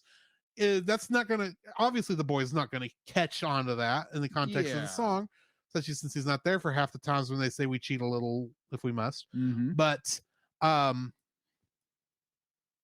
it's there to tell us that where the auctioneer this boy's going to sell to, he's not going to be very kind, and he's going to provide more trouble for them than it's going to be worth for him to go over there. It hurts the fact that you don't realize that by making that change, it doesn't give you the idea. It doesn't foreshadow that this is going to go down bad, and it kind of hurts the theme Yeah. of this piece because it's like, and the theme is very Christian. Yeah. I might add. Agree. It is the way the world says to do things is not the right way to do it. Yeah. This boy is wanting to do the right thing by his beloved donkey and make sure that if he has to be sold, that he is sold to the right person. Yeah. The tanner is just going to kill him. Yeah. If he'd have sold the donkey to the tanner, that would have been the easiest thing the boy could have done. And probably it would have he might have hurt him pretty bad. I mean, he could have been done and gone back home, and it would have he had already been done with his work at lunch. Yeah. He wouldn't be waiting till like nearly the middle of the night. Yeah. If he had gotten lucky with any of the other ones, it would have been the same thing. Like he'd sold it and he'd be gone. Instead, he got this one last day with Small One. Yeah. And the right person to buy the donkey didn't come by till the twilight hours. Yeah. It came when it was the right time for the right person to purchase the donkey, so that essentially Mary and Joseph, yes, will be able to get to Bethlehem without, causing an issue for the pregnancy. Yes. It was the right thing at the right time. Yeah, very true. And so for this short bit, this little boy is the hero of his story. And so, I mean, like, it's just, where was I going with that? It's a nice Christian, because they have this nice Christian theme in there. Yeah. You actually do still have to show the world being, quote unquote, not doing the right thing for you, because they don't care about you. Yeah. They care about themselves. And these three merchants are very much the epitome of, we only care about ourselves. And yeah, we're going to give you this advice, but it's not going to help you. We're kind of just giving you this advice because we find it funny that you're going to try and sell this donkey through a horse auctioneer. That'll work. Yeah. And the boy doesn't recognize they're not being serious, that they're being, mean about it. Yeah. And so having them be then, oh, we just work a little harder if we can't do it at the normal rate. It's like, that destroys the motivation for you telling them to go to the horse auctioneer, because now it sounds like you're stupid. Yeah, agreed. But yeah, that's my dislike, is the changing of that lyric actually hurts the scene and hurts the theme for the entire production. I got you. And I am like you. I don't really have any other dislikes. Well, I mean, I found one. I was looking through images on Google, and I started realizing a pattern. Like you said, going back to when they're at the Tanners, and there is a lot of reused animation. There's a lot of reused animation. In fact, IMDb actually listed 2 other directors for this, for the original cartoons that they took the animation from. Really? Yeah, let me bring that up right quick. Okay. Jack Cutting and Wolfgang Reitherman, which Wolfgang Reitherman, I believe that would be some of the newer stuff.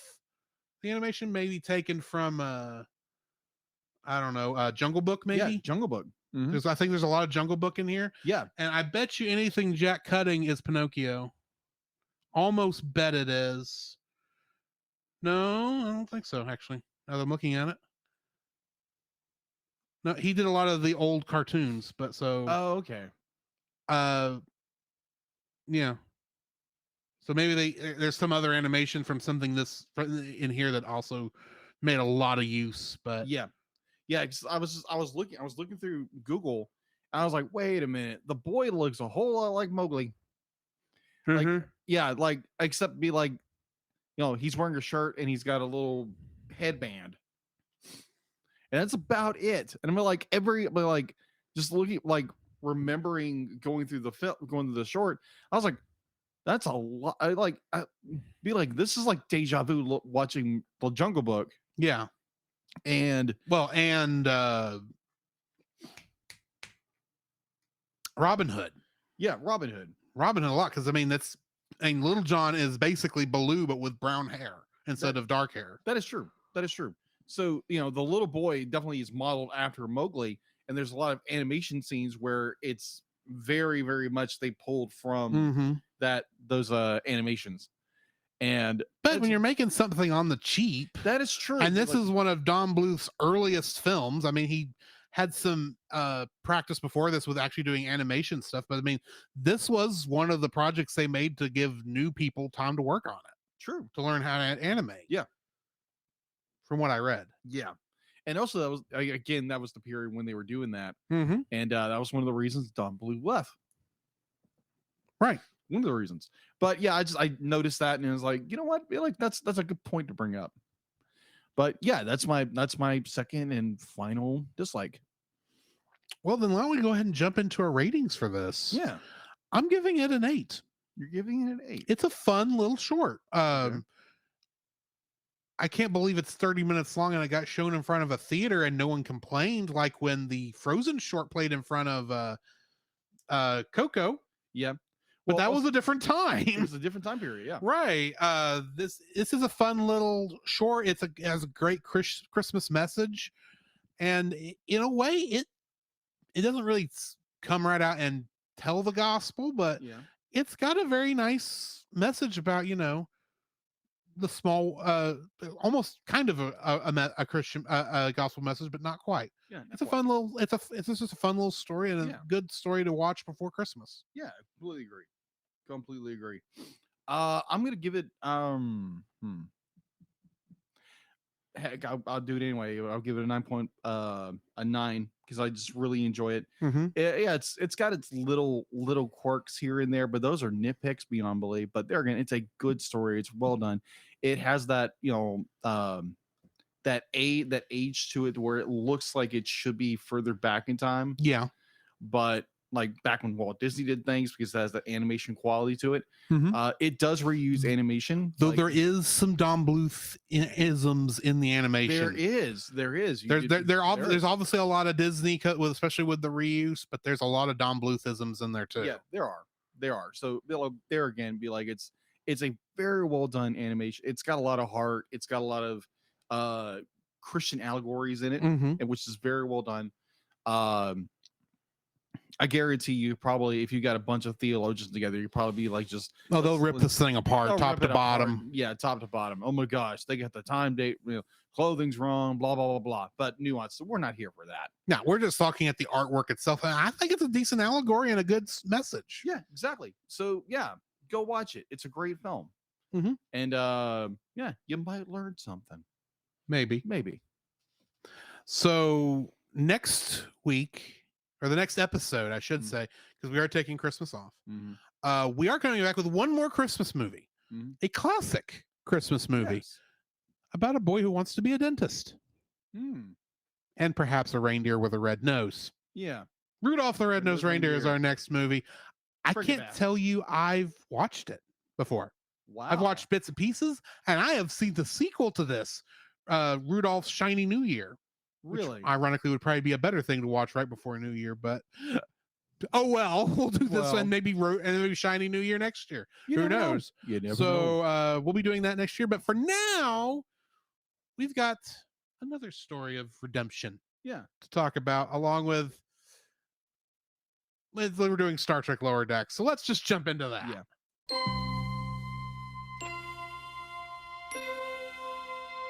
Space. The final frontier.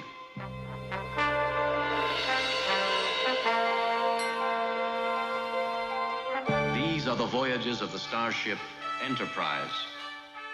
Its 5-year mission: to explore strange new worlds, to seek out new life and new civilizations, to boldly go where no man has gone before.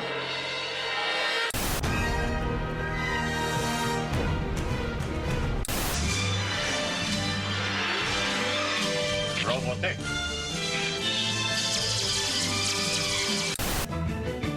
Come on now and set sail for the future. Fly the sky, oh, the lava.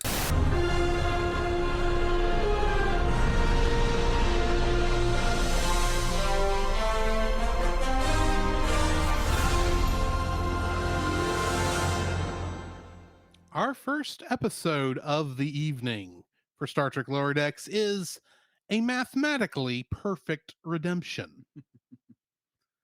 Directed by Jason Zirk and written by Ann Kim, in this episode, a wayward Starfleet ensign struggles to find a path to redemption.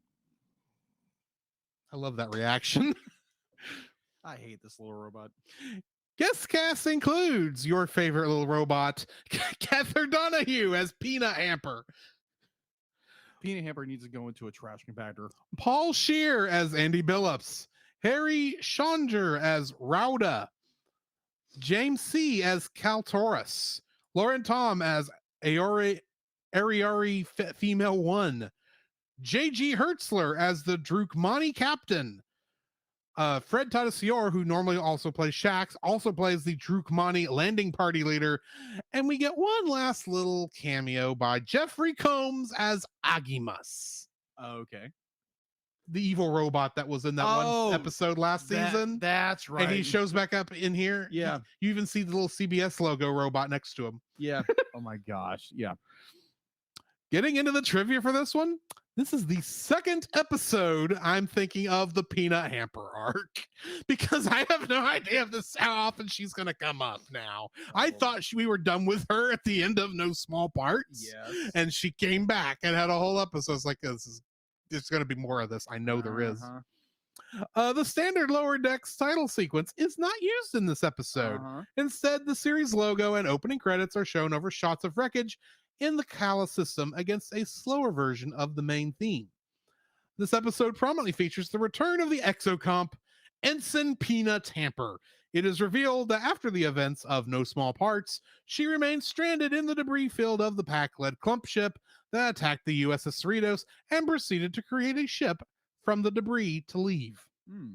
Interesting note, in that opening sequence, you can see Rutherford's original implant in the wreckage. I saw that. and, it looks active.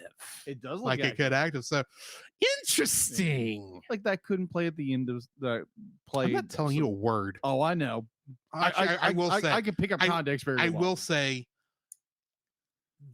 it's not in the actual major part of the story of the of the last episode of the season. Gotcha. But apparently there is an after credits scene that I originally missed. That's all I'm saying. This episode also marks the return of the Drukmani captain who originally appeared in Terminal Provocations, and additionally marks the return of Agimus, who is still imprisoned at the Daystrom Institute. He also echoes Peanut Hamper's earlier conclusions that her name is mathematically perfect. Peanut Hamper describes the Ariare as the poor man's Aurelians, referring to another avian race first introduced in the animated series episode Yesteryear and seen again in season 2 episode An Embarrassment of Duplers. Peanut Hamper's reference to Aurelians being the first canon use of their name in franchise history, 49 years after their first appearance. And that's all of the trivia I have for this episode. So how much do you hate Peanut Hamper? Oh my gosh. I wanted to kill her at the end of this. Exactly. Oh my gosh. Because one thing this episode does good, does really good, is up until the Drukmani steal the other ship. Yeah. I was on her side. Yeah. I thought, good, you learned your lesson. I would be if you continue this way, I would like you, Peanut Hamper. You could be a good character. That was so I don't good. really like half of what you did on this planet, and good night. This was a Prime Directive episode, and I'm barely going to talk about Prime Directive, but then you screwed the pooch. And I don't mean Rauda. Oh, no. I don't want to know how that worked. Oh, no. Let's not go there. Oh my gosh. Oh, but that made me cringe. Oh my gosh. This is a weird episode in general. I agree. But I think it's done actually very well for what they're doing. Yeah. They give you a good story featuring this little exocomp, because that is the alien race. Yeah. That she technically is. And there's a lot of interesting things they do with it, especially like everything okay, so I did say this was a Prime Directive episode. Yes. Do you know what the Prime Directive is? Yeah, you can't interfere with a civilization that is not discovered or developed warp 1. Okay. I think it's something You were very close. Prime Directive is a little nuanced, but I'll get into it. The directive specifically states that a member of Starfleet, specifically, is not to interfere in pre-warp cultures. And there's a similar thing with the Federation, but it's the version we always hear is the Starfleet one. Yeah. Basically, up until they reach warp 1, the idea is you want to have as little cultural contamination in their culture as possible. Yeah. That becomes harder, of course, after they have warp capabilities, right? Because now they're able to interact of their own free will with other warp capable cultures. They're essentially joining the galactic culture at that point while still trying to maintain their own. And then you get political problems, which is the other half of that, where technically if they're not members of the Federation, you can't tell them what to do. Yeah.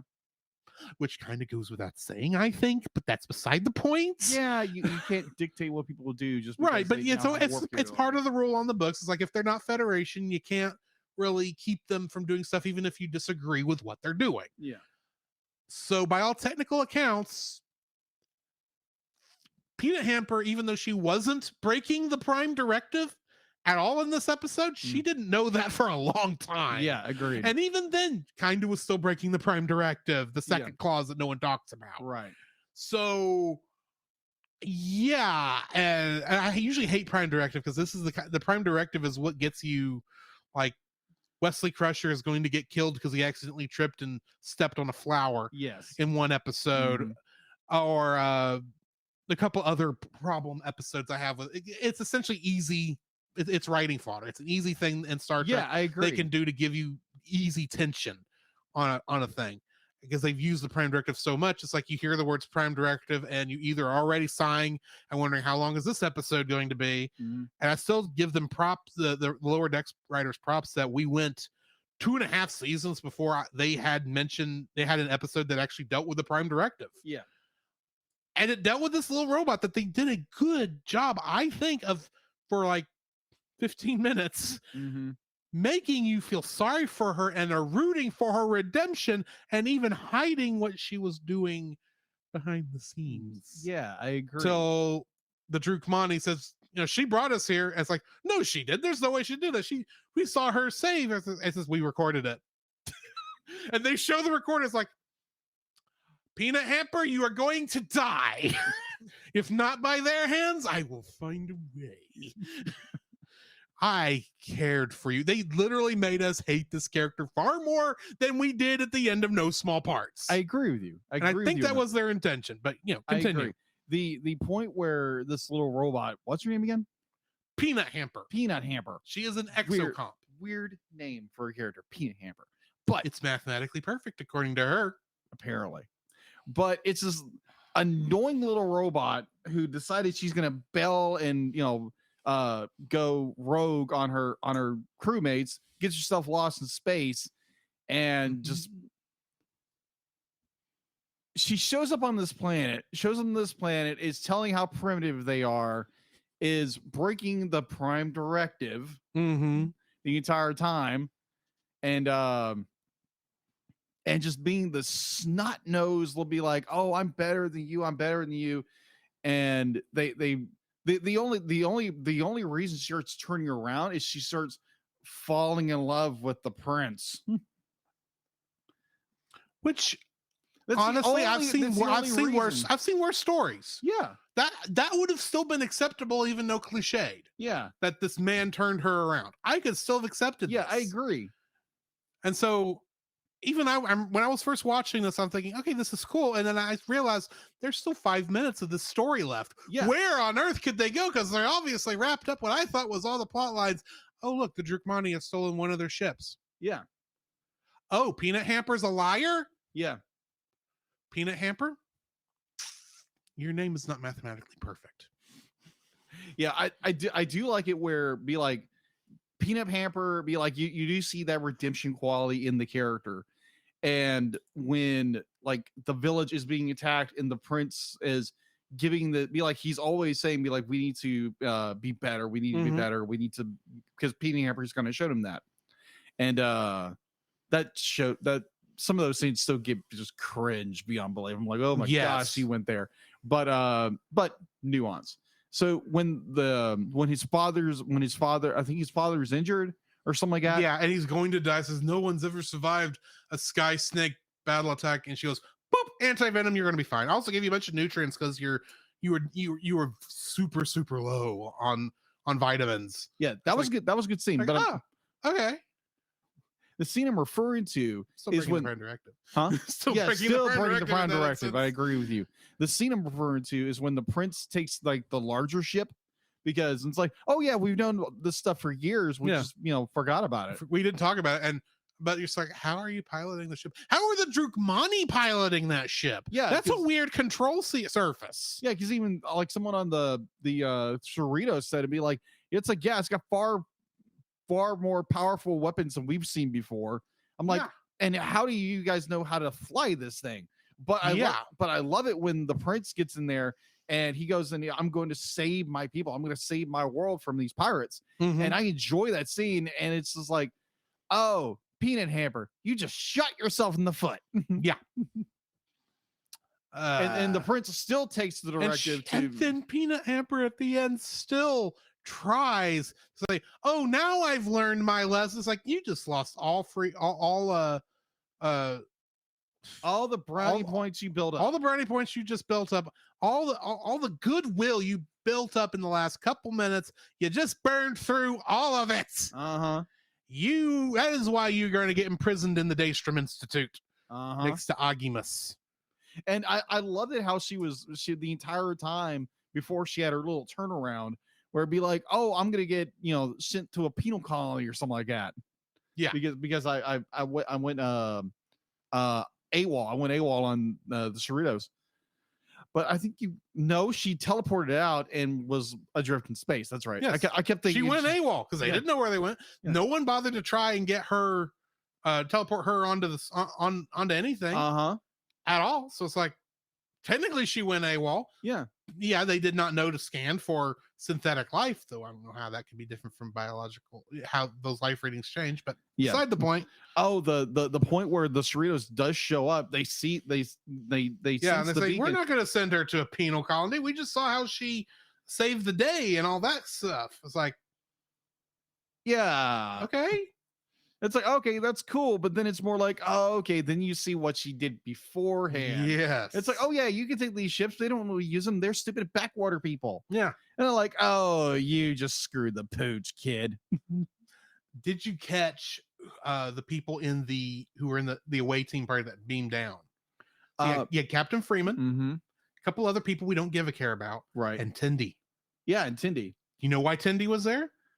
Do you remember why Tindy would be there? In no small parts? I know she's training to be an officer. She is, but she was also the one that was supposed to be Peanut Hamper's mentee, first voyage mentee. Yeah, she's the one who was meant to show her around the Cerritos. That's right. So she was continuing her job. Yeah, as Peanut Hamper's mentee, coming back to talk with her. Agreed. I like that. That's a cool little detail they didn't have to do. No, yeah, I completely agree. Anyway, sorry. Yeah. I keep interrupting you, and I apologize. This was a good episode. And it was like, it's like, oh, Peanut Hamper is like, why in the world are you here? Then she has her little redemption arc, and we get like this nice encounter between the pirates, the Cerritos, and the Ariores. And that was cool. And then you get the big revelations, like, oh yeah, Peanut Hamper sold them out. Yeah, and I do like actually the design of the Ariores. I thought they were a well-designed alien race for this. Yeah, agreed.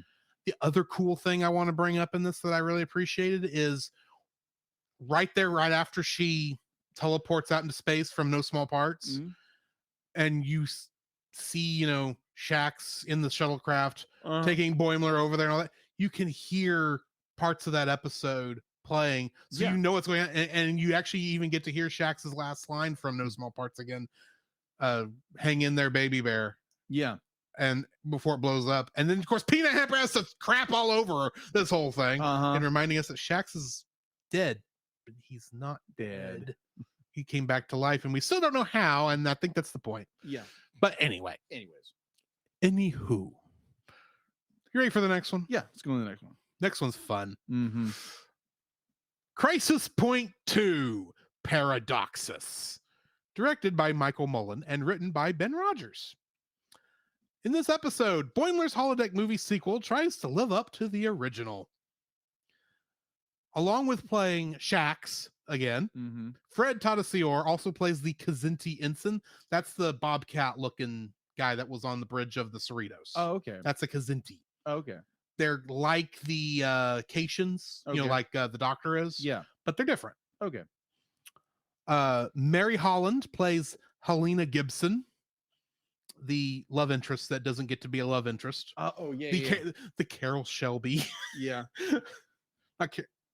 Sorry, not Carol Shelby. Carol Marcus. Carol Marcus. Character Marcus. Carol Shelby created the Mustang. Yes. Anyway, Seth Morris as the Illustrator. I think that's the guy with the tape, the map tattooed on his back to Kitty Hop. Oh my gosh, yeah. Star Trek 5. Leonardo Nam as Australian street punk. Ben Rogers as both Nick Nack and Steve Stevens. I love Nick Nack. Carl Tart as Kayshawn. Alice Wetterlund as left, center, and right Melponar. The Melponar triplets. And those are their names, left, center, and right. Wow. You can just barely make that out when Boimler brings up his holodeck script. Yeah. When he's going to fast forward to the credits. Yeah. You could just barely make out character names, and the Melponers are named left, center, and right. Oh my gosh. And also, our special guest for this episode, George Takei as Captain Hikaru Sulu. Getting into the trivia for this, and bear with me, there is a lot of trivia for this. I can imagine. This episode did not have a standard title card that was traditionally shown in the opening of the first act.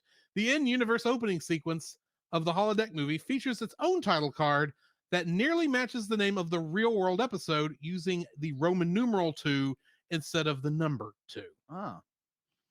As in Crisis Point, this episode is presented in the wider 2.39 by 1 aspect ratio during the holodeck movie sequences, aka the standard movie aspect ratio.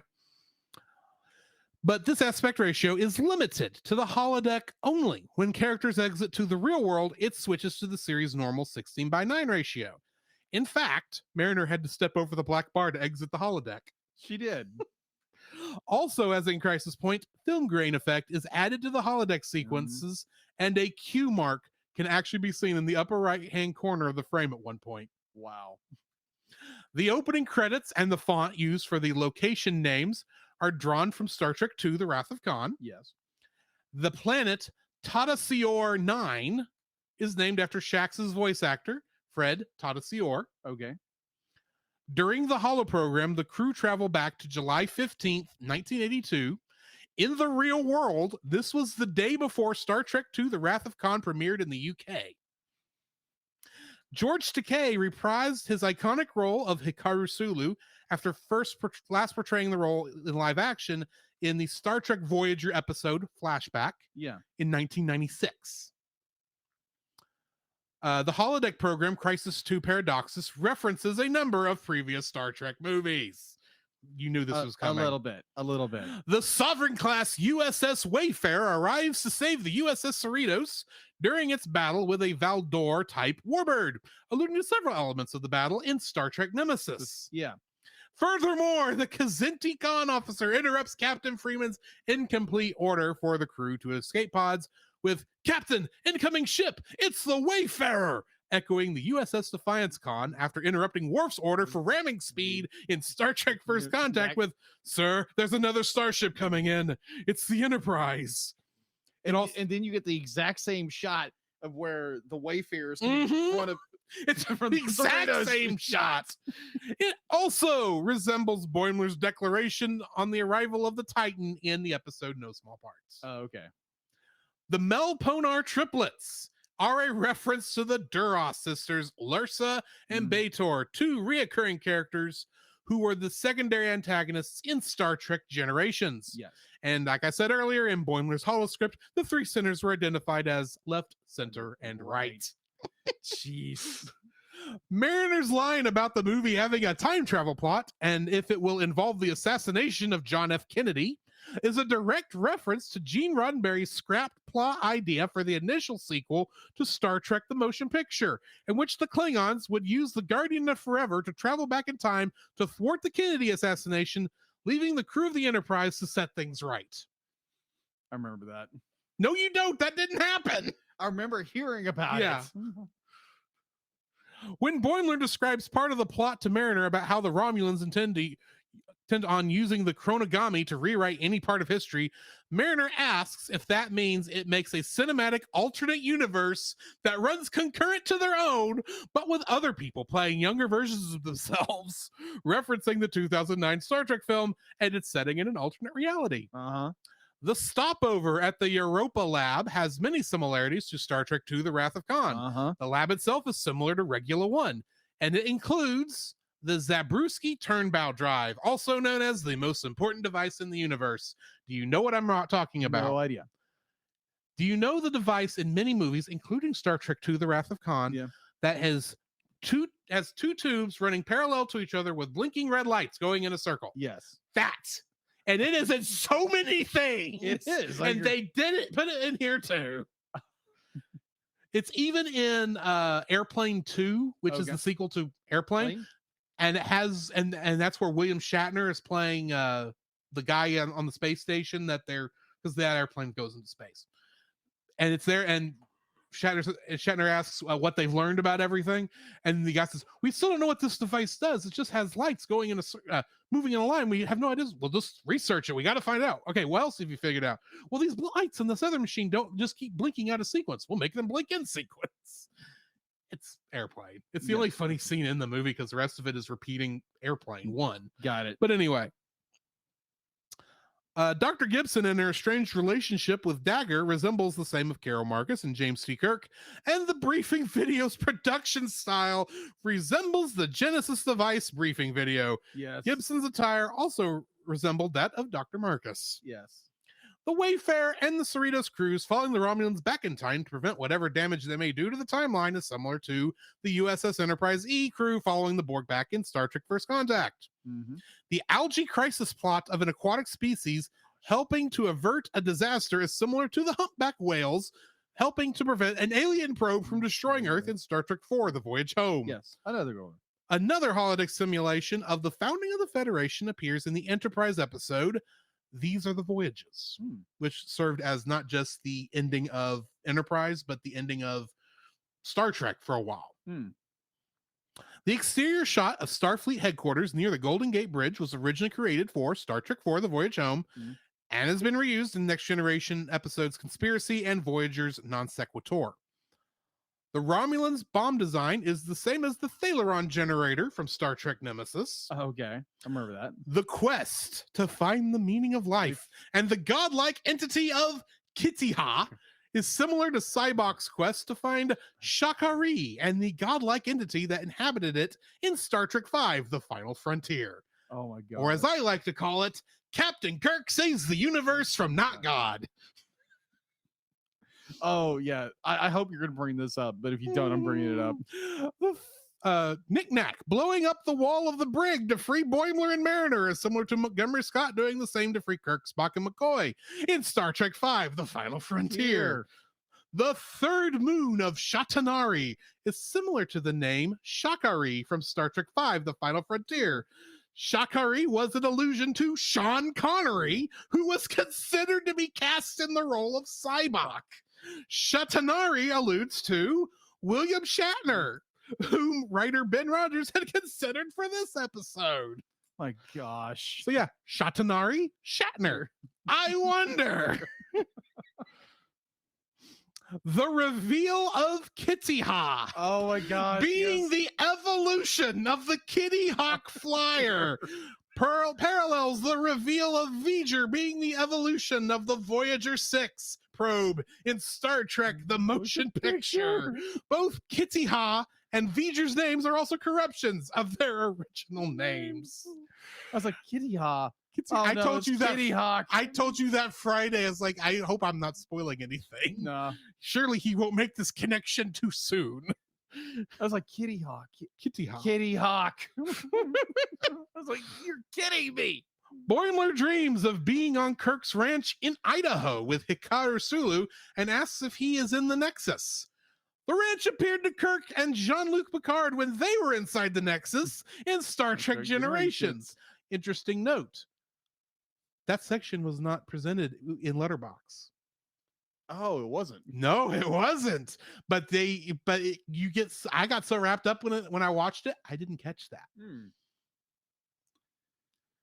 Boimler dealing with the death of his now we're getting to the big stuff. Exactly. Boimler dealing with the death of his transporter clone is similar to where Picard had to deal with the loss of his brother and nephew in a house fire in Star Trek Generations. That's right. Ransom says that William Boimler was killed by a gas leak of neurocene gas, the same poison used by the counterinsurgency program in Deep Space Nine's episode Civil Defense. Oh. Ransom says his best friends are Honest, Westlake, and Matt. They are characters we've met before. Oh, okay. But Westlake is actually a reference to series composer whose last name is Westlake. I can't remember his first name. My apologies. Boimler says that he should have stayed a raisin farmer and married Leanne in this episode. William Boimler asking the Section 31 agent why a clandestine organization would use a special comm badge references Star Trek Discovery, which introduced the Section 31 comm badge in its second season, set at a time when Section 31 was openly the official intelligence branch of Starfleet before the organization went rogue. William Boimler secretly defects from Starfleet for Section 31.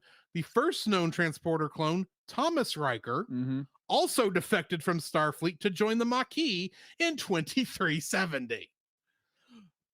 Which means, I want to point this out. Oh my gosh.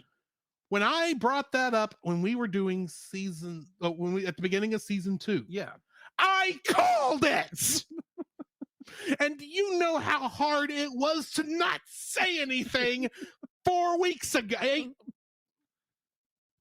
8 episodes ago, when we last had William Boimler on the show, because I had already seen this episode.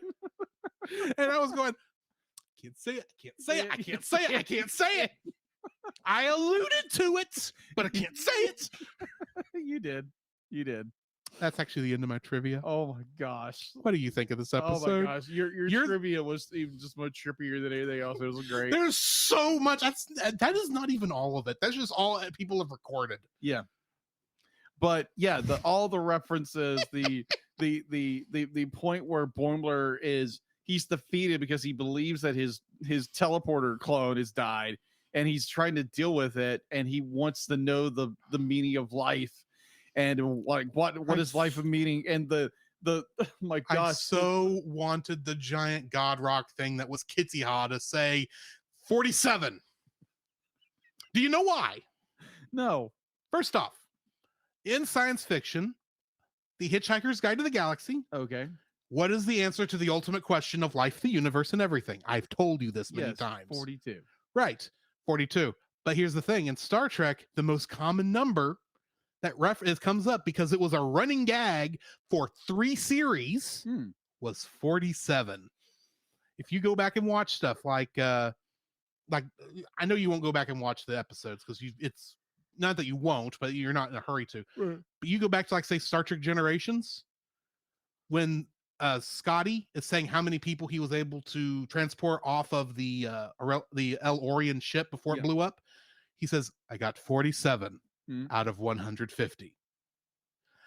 And there's things like that all across all of Star Trek where all these shows, because they just kept using number 47 over and over again. So it's like, you could have made me laugh even more if the first thing the stupid robot said when he asked, what is the meaning of life? And he just said 47. I would have been like, you know what's going on.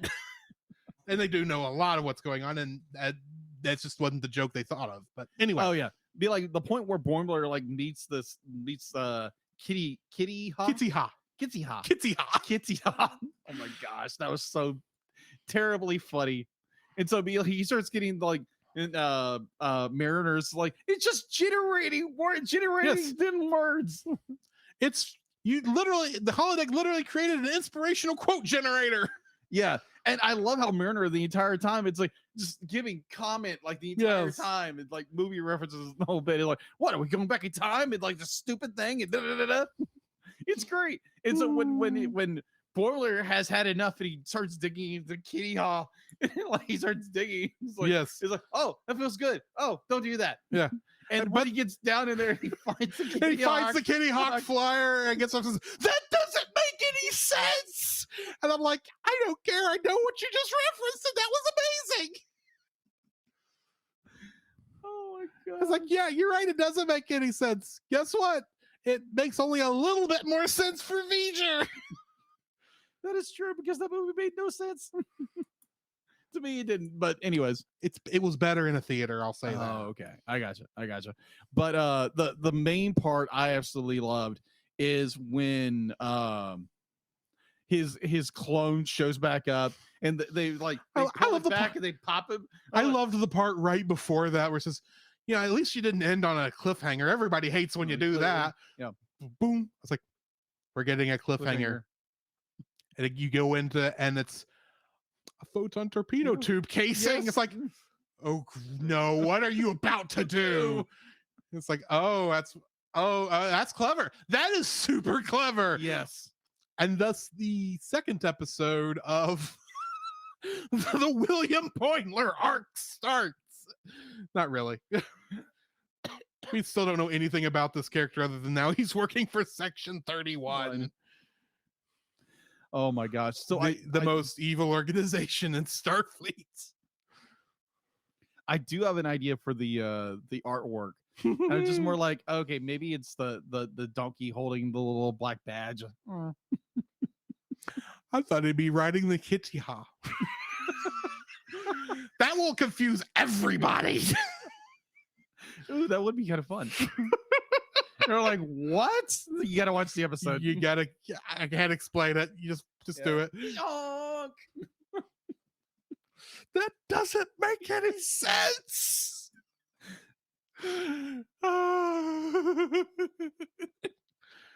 Anyway, do you have any? I guess I should talk. You can tell I loved this episode. Yes. Because, dude, even the stuff that was not making active references to other half stuff, like Tindy and Rutherford's entire arc, which I haven't even talked about yet. No. She gets to be captain for the first time, and apparently she's got a bit of a what do you call it? A inferiority complex where she doesn't think anyone will listen to her if she's captain. Yeah. Because Rutherford's not taking this thing seriously. Oh my gosh. And I'm like, you know what? I'm with Rutherford on this. Yes, steal the punk's clothes. See if he's got a boombox. Gosh. Because that was the first thing I thought of when I saw the Australian Street Punks. When is this? 86? This guy is going to go on to direct the Muppets. Because that's Kirk Thatcher, who does a lot of the Muppet stuff later on. Yes. Or producer of a lot of the Muppet stuff. But at this point, they need to bring a Muppet in there because that would be funny. Oh, no, what they need to do on this show at some point? No good reason. Seth MacFarlane. Oh, no. Don't have to go to the Orville because they'll never get Disney to play for that. But just have Seth MacFarlane come in as just a random character. Yeah.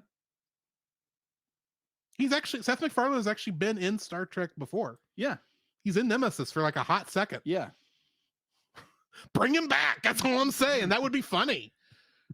Have him walk in with a white uniform and just walk off. As so many Star Trek peak actors have been on the Orville, bring Seth MacFarlane over. Just have him have him walk on stage, preferably in something similar to his Orville costume, and say, I'm in the wrong, I think I walked in the wrong transporter beam.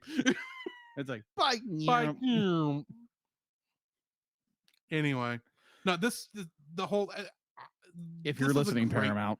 This is a great movie. Yeah. Great movie. This is a great episode. Yes, it is. I was a little worried going into this because they actually announced the title of this like far earlier than all the others. Mm-hmm.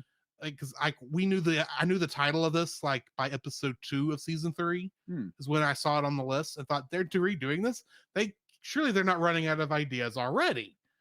No, it's just that Crisis Point 1 was making fun of all the great moments in Star Trek film history. Now we're gonna make fun of all the bad ones. Yes, the weird things. It's like, good night. The only thing we're missing here is Data saying he can, in the event of emergency, he can be used as a flotation device. That's about all we're missing here. And a holodeck ship. Yeah, we haven't gotten a holodeck ship yet. Oh gosh, next time. But yeah, I enjoyed this episode. It's fun. And of course, I like seeing Tendy's growth recently. Yeah, agreed. It was fun getting to see her. And of course, Rutherford's just having a good time. Having a good time. Okay, moving on. So, yeah. Yep. Any other thoughts before we close this out? No, I'm good. Next week, we get the final 2 episodes of season 3, which are, if I can get this up, Trusted Sources and The Stars at Night. Interesting.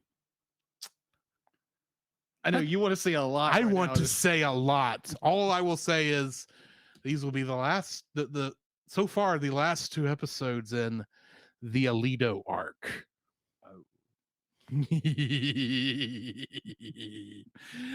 Join us next time for that, along with, of course, Rudolph the Red-Nosed Reindeer. Boy, this is going to be 2 weird mashups. Yes, it is. It's not that we haven't had that already, but join us next time for that. In the meantime, do you got anything else before we cut out? No, I'm good. All right. In the meantime, this is Drew. This is Jacob. And we'll catch you in the next frame. You can follow Jacob on his Facebook at Jacob B. Heron. His Facebook page, Jacob's Daily Art Corner, where he tries to draw each and every day. His Instagram at Jacob B. Heron. His Twitter at Jacob Heron. And his Letterboxd at Jacob Heron. You can find Drew on Facebook at Drew Dodgen. His Facebook page, Drew's Photo Bin, to see his photography. His Letterboxd page at GGeorge759. His Twitter at GGeorge759. And Instagram at Drew Dodgen. You can like us on Facebook at the Cellcast Podcast, on Twitch at the Cellcast Gaming, on YouTube at Cellcast, on Twitter at cast_cell. The Cellcast can be found at Apple Podcasts, Google Play Podcasts, Stitcher, Spotify, or anywhere else fine podcasts are downloaded from. Please rate and review us where you found us, and also on Podchaser. Email us at thecellcastpodcast@gmail.com. The Cellcast is a proud member of both the Pop Americana and Culture Box media networks. For more information, please see the link in the description. Our theme song is Drop and Roll by Silent Partner. And remember, that's Cell with a single L.